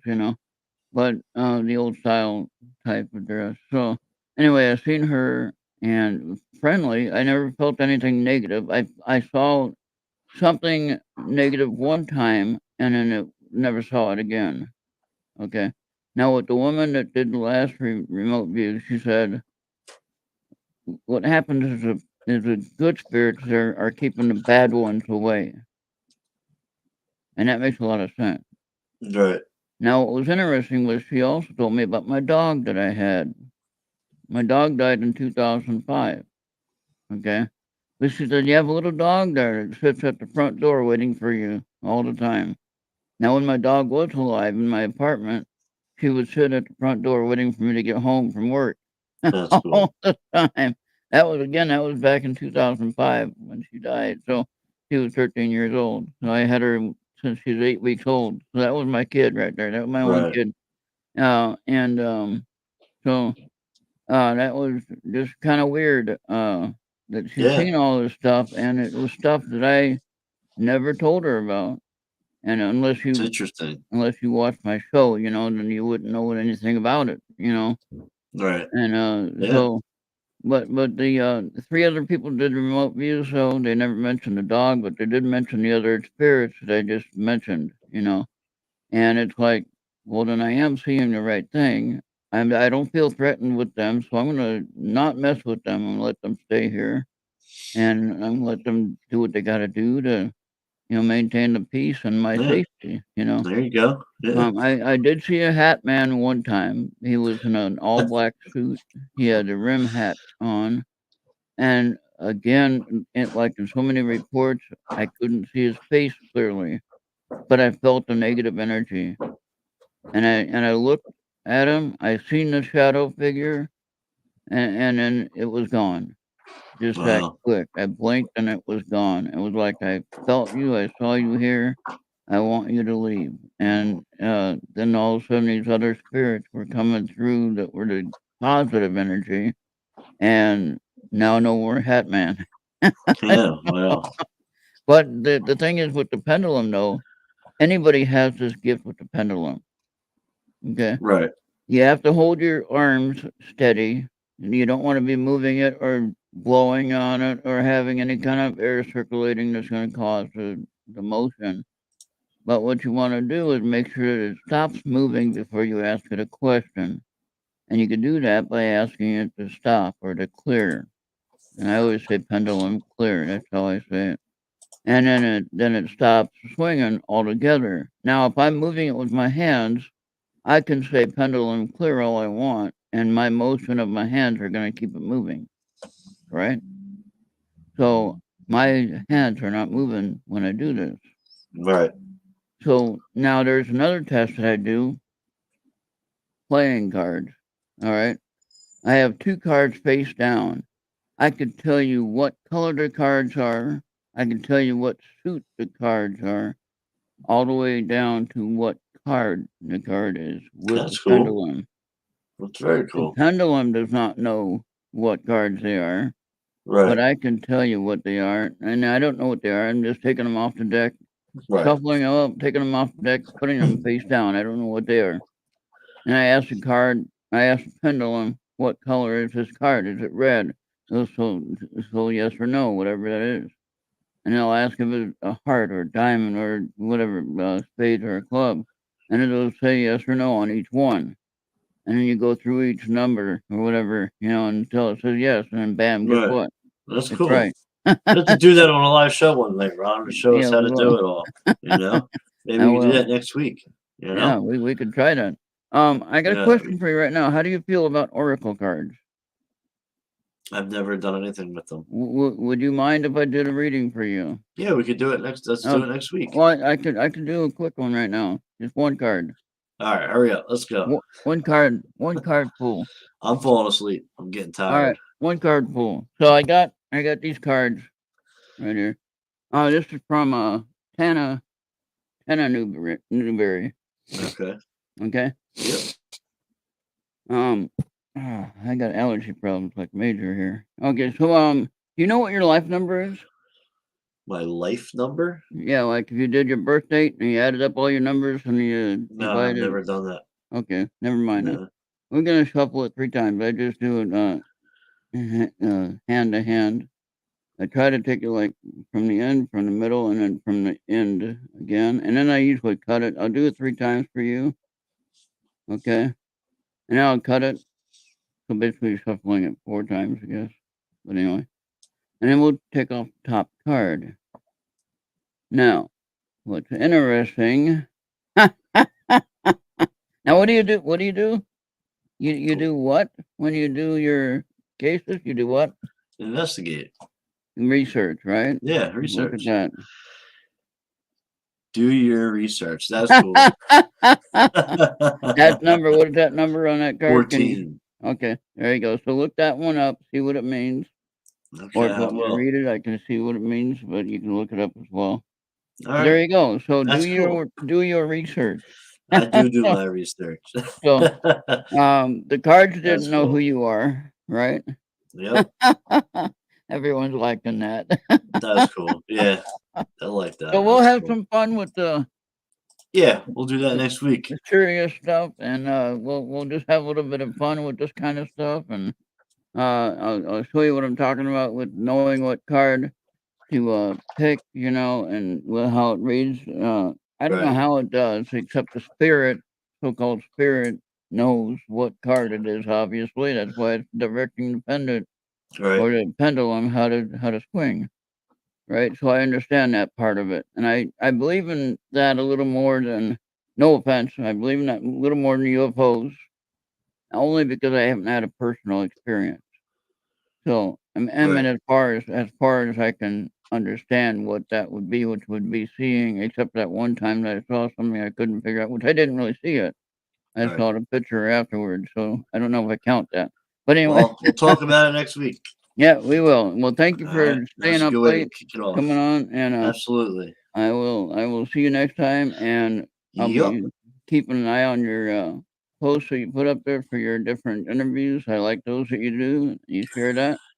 That's a lot of fun. So keep doing that, and thank you for that. And Absolutely, then. thank you for tonight. Thank you, And everybody in the chat room for chatting. oh yeah, they're having And if you fun. guys have any electrical magnetic cases associated with UFO sightings, please report them to our project. We need all the cases we can get. I did put the thing in the chat earlier. It's Project BatTech404.wordpress.com. I'd appreciate it. And yeah, also you can definitely share your email on the Facebook page, which is Errt Radio Shows. on Facebook, and you can definitely, when you do a post for an interview, share your contact info, and then they can reach out to you.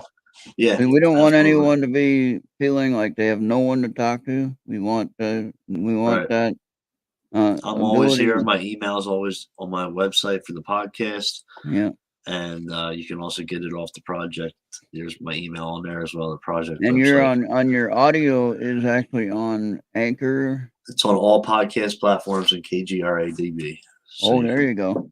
There you go. so And you're and good. soon we're gonna have the Yeah. older archives on Yep. here. Once the year hits for the show, I'm going to start There you doing go. them shows. There you go. So, all right.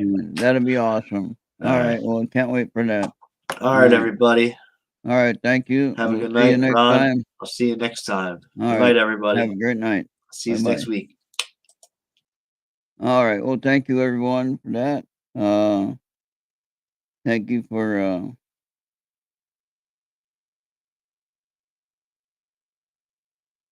yeah, he's getting ready for a wild weekend. Yeah. All right. Well, I think that is it for tonight. Unless, well, let's see how long have we gone. Have we gone 2 hours yet? Not quite. I could have one more guest if you guys wanna. If anyone wants to hop on. Sorry, I could do a reading for you.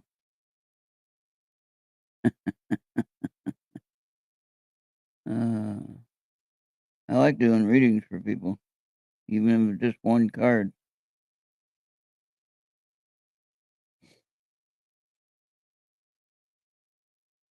There you go. Is that the yeah? That's the StreamYard link. There you go. Click on that if anyone wants to be. No, no, I was awake. Like I said, at 7, I heard that radio going, but I was awake just before that. All right,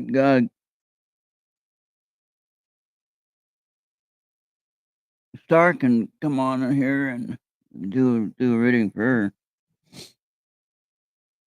All right, Genghis, do you know your root number or life path number? You add up your digits of your birthday, and then you have to wind up with one number at the end. So you do that by like mine is 121 1961. So all in 1961. So you add that whole thing together. So you go, 1 plus 2 is 3 plus 1 is 4 plus 1 is 5 and so on. I had it all figured out once, but in my mind winds up being 3.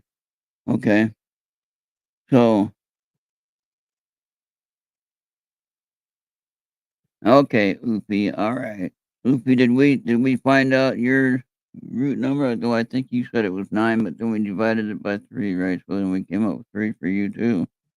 Um Genghis, what is your life path number?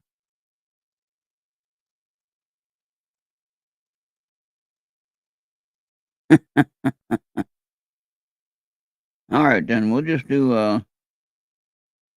You want to do 3 shuffles?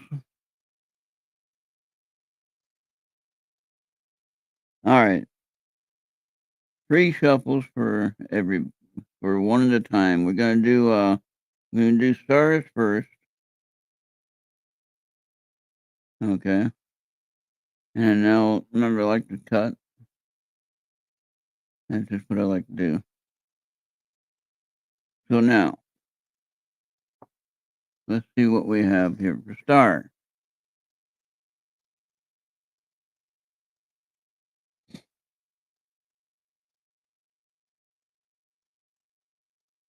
Well, I don't think you have any. Well, anyway, here it is.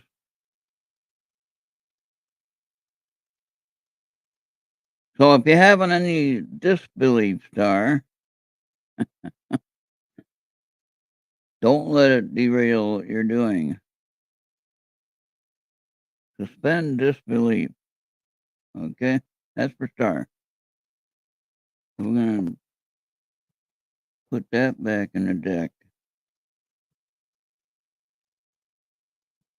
I did 3 shuffles for you and a cut. I'm gonna do 3 shuffles for everyone and a cut. This is for Oopie, and then we'll do Genghis after. Get the ladies first, right?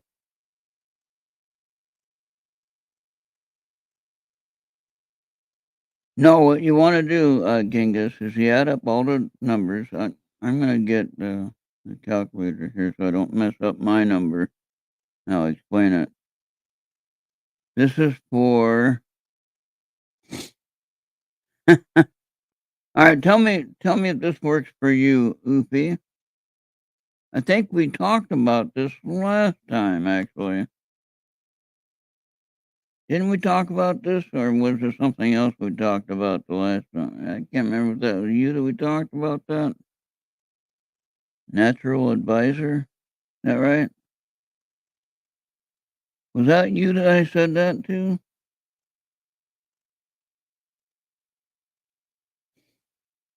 Okay.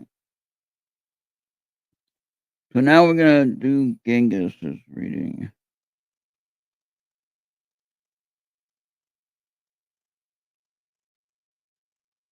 All right, so you do 1/21/1961.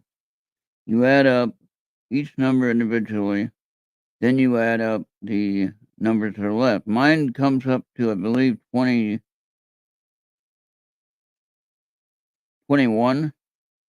and you add 2 and 1, and it's 3.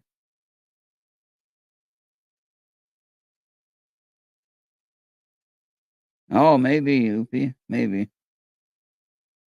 So yeah, mine ends up with 21, I believe, and it comes up to be 3 because you add the 2 and the 1, and you have 3.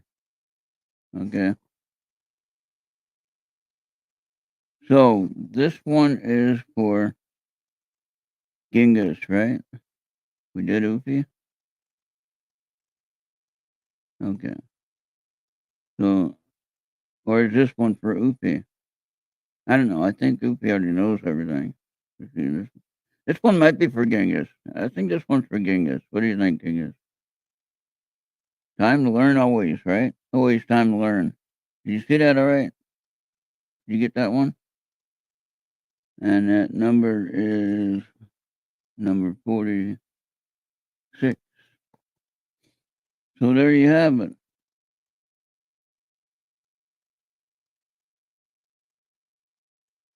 Okay, so now Oopie, if that one was for CT, would you want one then? I can do one. I'll do one for Oopie too, since I did one for CT. I guess that was his first, 'cause you gotta get the leader first, right? Okay. So, but CT would know everything then. Oh, well, he can still. Yeah, okay. I got you. Yes, you're right. That would be CT, actually. Yeah, you're right. Okay, so this one is for Oopie then. All right. Okay, you got number 9, and you divide that by 3 because 9 is a lot to shuffle. So we divide that by 3, and then you get 3. That's how that works. Okay, this is Oopie's. There you go, Oopie. I think that was one of the ones we talked about for you before, Oopie. Energy exchange.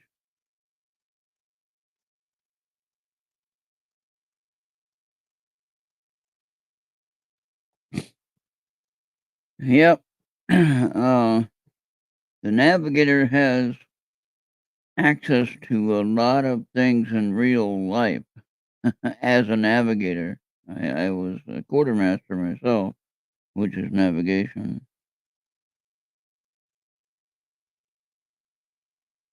Yep, that's you, Oopie, is energy exchange. That doesn't always mean money. That means your gifts. When you write your stories that you talk about, that's an energy exchange. Okay? That makes sense? So now this is for the group, including the ones over on Facebook, if there's anyone over there. So we're gonna do. We got 4 on the screen. Let's do 4 shuffles and 1 cut. Okay, so now let's do cut. Now, this is for the whole group, including the ones on the Facebook over there. All right. Up. Now, how weird is that?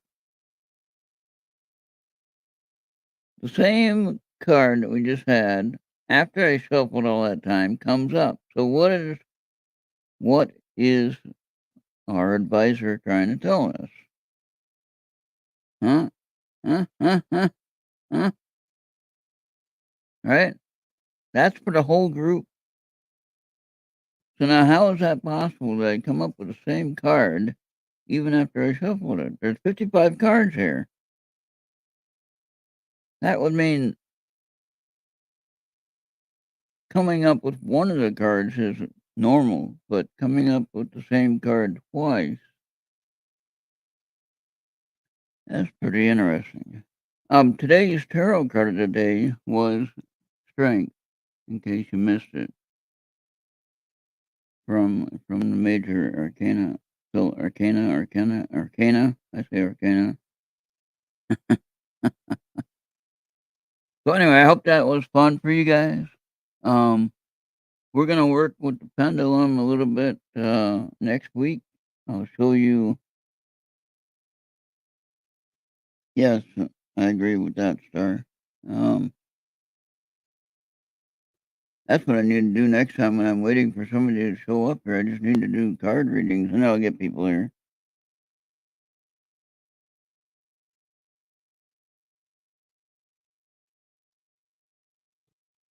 Odds are cards in deck 2 out of 3. Oh, 2 out of 1. There's 55 cards. Okay. So, in the tarot card deck, there's 78, I believe. So to get the same card from the tarot card deck is pretty amazing too. Sometimes that happens though, even after you shuffle. So what I'm gonna do later on, maybe tomorrow I'll try this on video. Yep, you're right. It's what we need to know at the moment. That's exactly right. Um, so I don't think that now some would say, "Oh, that's evil. You shouldn't do that." You know, I don't think that it's evil to use the abilities or opportunities that we have to connect with what can help us. Okay. Um, I trust in a lot of different things, but I am skeptical about a lot of things too. We were just talking about that. So the point is that we need to accept what we can accept what we can and do away or let go of what we can't. Okay. All right. Good night, Genghis. Thank you for being here. And thank you everyone else for being here. We've been here almost going on 2 hours. Yeah, that took up a few minutes there. All right. Well, we did have the Mixler side working, so that was good. When Jesse was talking, the line 2 was running, so that was perfect. I hope it sounded okay. But at least we got that working. We got 2 hours. First 15 or 20 minutes was me doing nothing, which next time I will do I'll do tarot card readings. I don't care. I'll do oracle card readings, whatever. Yeah, we'll figure out something. Maybe I'll work with the pendulum just to take a few minutes of the show and show the pendulum working. And but I'll definitely play with that a little bit and show people. See, again, the pendulum is using the natural energies. I can use dowsing rods or what they call witching rods. Um, believe it or not, I use that to find gold.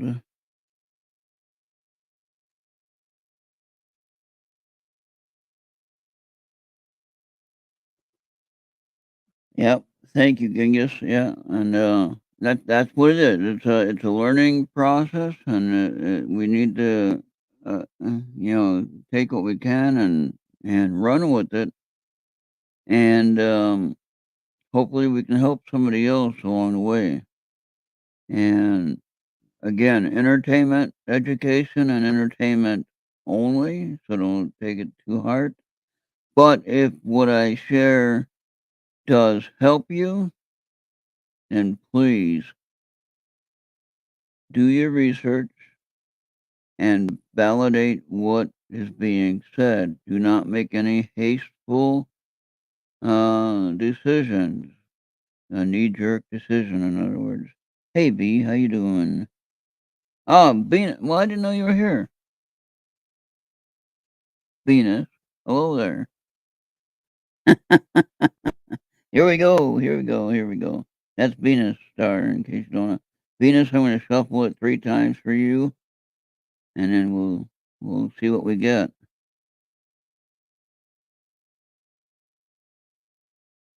Yeah, we got done with Jesse's interview. He was talking about all kinds of UFO projects and ways that they can get help. People can get help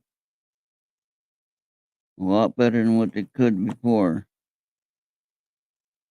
Well, now, okay, Oopie, remember we had this one? I should maybe shuffle it again and do it, but I can show this one first, then I'll shuffle it again. All right, let's see now. Suspend dis. I don't think Venus has any disbelief. That would be any of us to have that problem. So let me do that. Let me do this again. Okay, let's try it again. Yeah, you were busy dancing on your desk with the music that Amanda had. We heard you. We know exactly what you're doing. Yeah. Okay, we'll try it. Okay, we'll try it again, see what we come up with.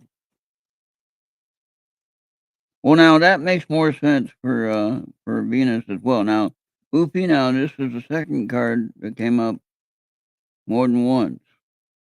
Natural advisor. Now that's I pulled that one for Venus the other day, actually. Right, Venus? I think I pulled that one for you. Now, where's my card from you, Venus? You got the same deck.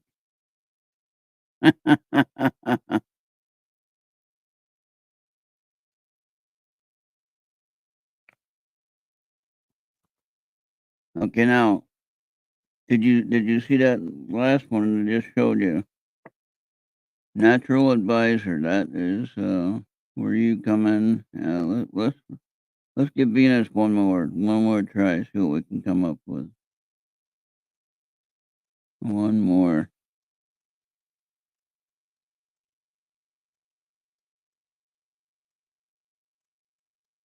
Now I should not come up with the same card again. That's crazy. Out of 55 cards. Oopie, that is not even possible. How can I do that? Well, okay, now I shuffled it and I cut and I come up with the same card again. So that's twice Venus. This card, actually, if you count the other time that I did that for you, 3 times now.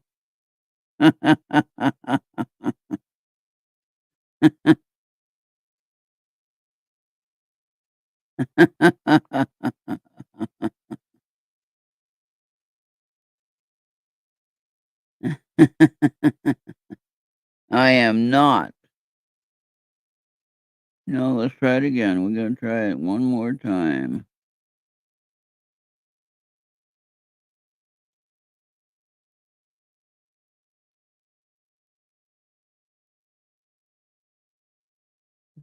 Now all I do is shuffle it 3 times.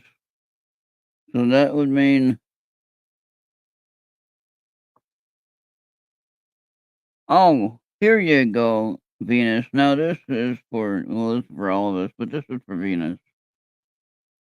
That's for Venus right there.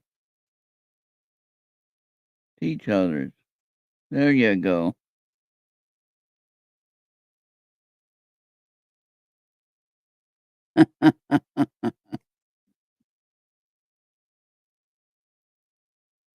Well, I don't wanna destroy the cards like I did the other deck that I did. Alright. Well, that's pretty darn cool. That one fits better than the other. Well, the other ones fit too, so run that one with the other one. Alright, Natural Advisor, and that one is, which is what is it now?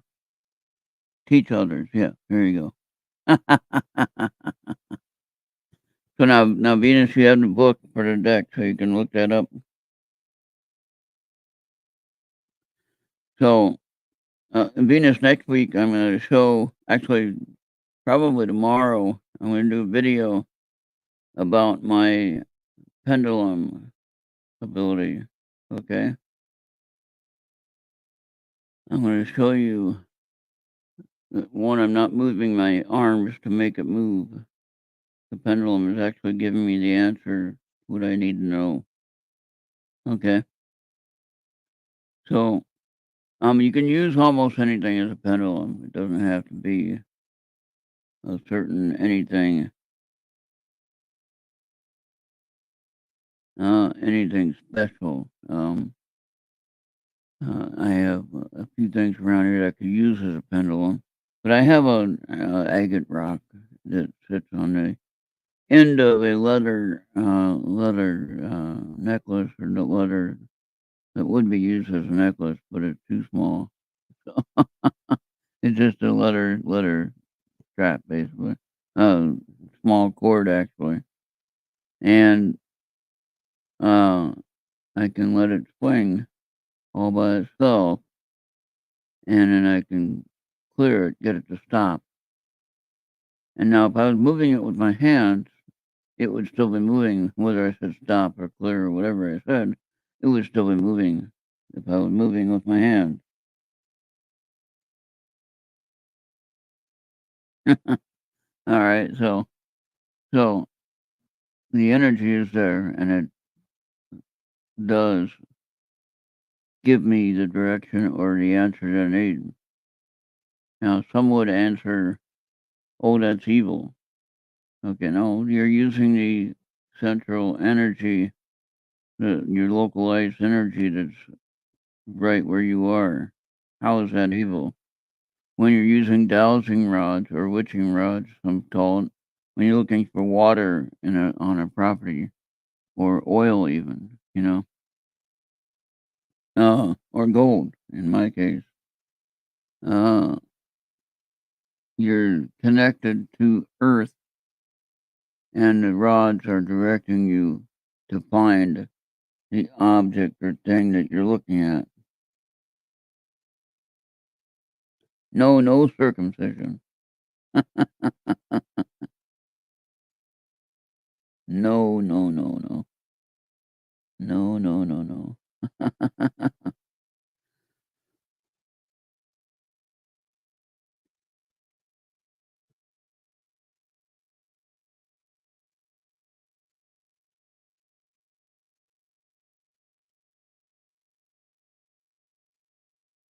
Oh, very good, Venus. I like that one. Thank you. All right, now I think we're all getting tired here. We gotta get out of here. Uh, we'll be back tomorrow for 9 a.m. for Saturday morning music show.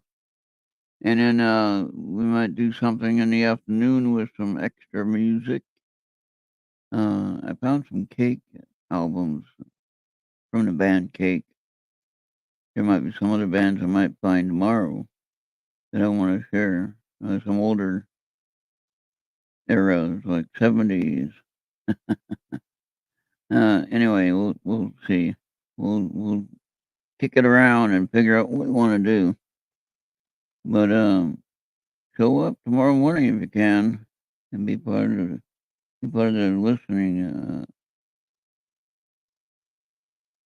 PG-13, of course. Uh, on my description on the video side, I said, "This is for education and entertainment purposes only." That way they can't get mad at me for using any kind of material 'cause I'm not making any money off it, right? So, anyway, that's all I got for you guys tonight. Thank you for joining us here on Errt Radio. If you wanna contact me, if you have a topic to share and discuss.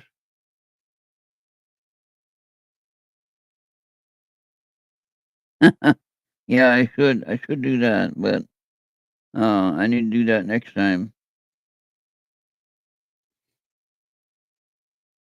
But most of the time, y'all are pretty good, so I'm not too worried about that. So, but I think maybe I should put that in the rules next time.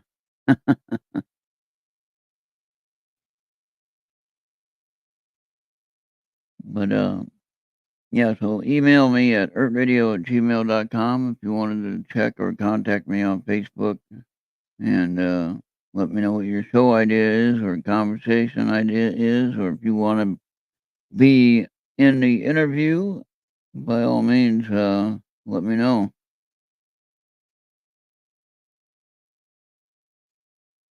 Yep, it depends on that, Star, definitely.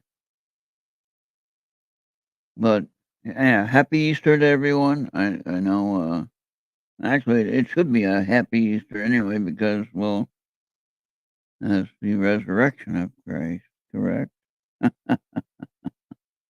Uh, there's all these days before that is kinda weird. Everyone else is talking about that, so I don't wanna go overboard talking about that subject. Everybody has their political viewpoints and ideas about, what they wanna believe.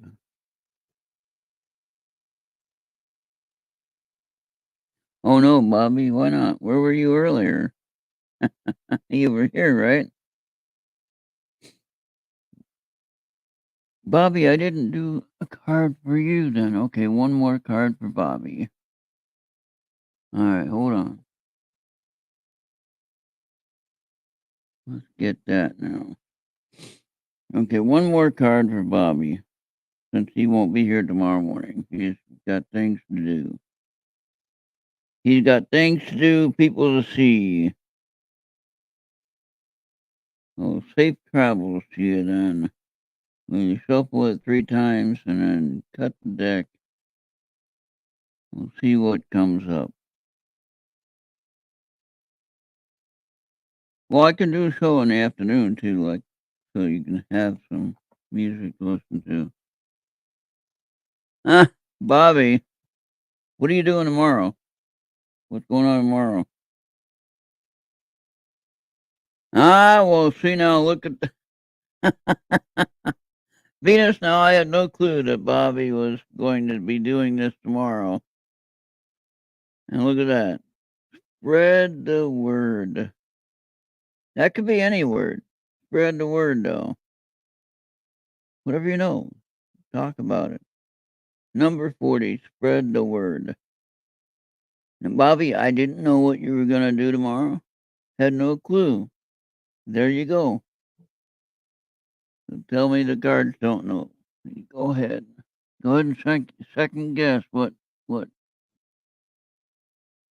my gift for using the cards is. That's okay. But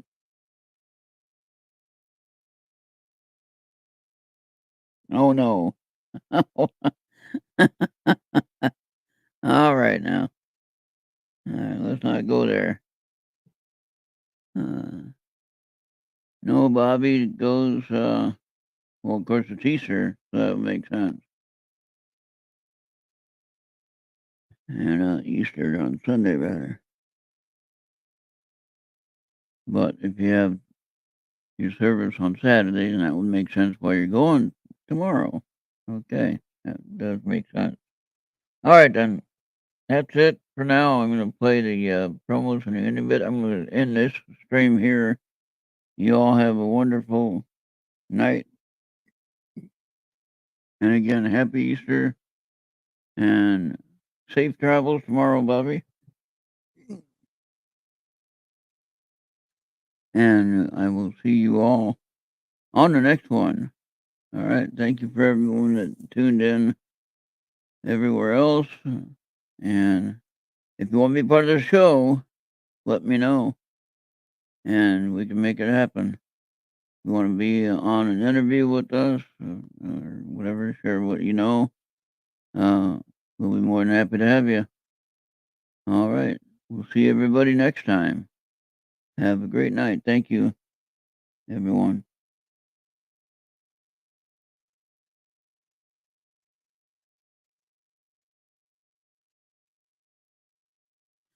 Yeah. Thank you, Venus. All right. We'll see everybody next time. Have a great night.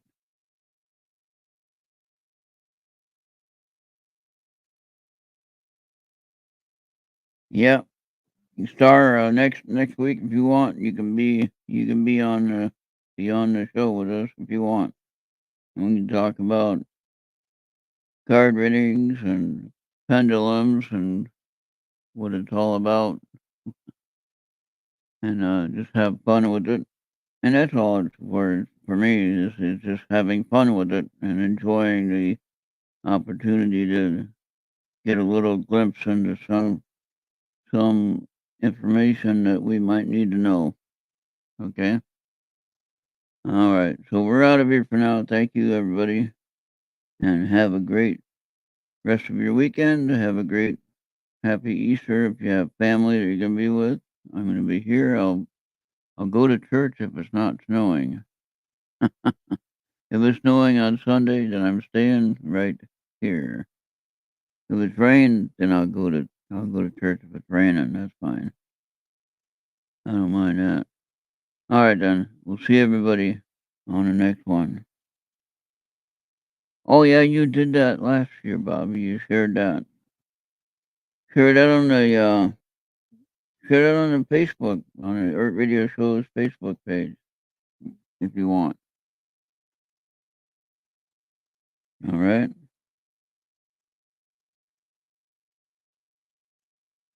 Yep. Okay. Yep. I got it, Bobby. That's gonna be televised. All right.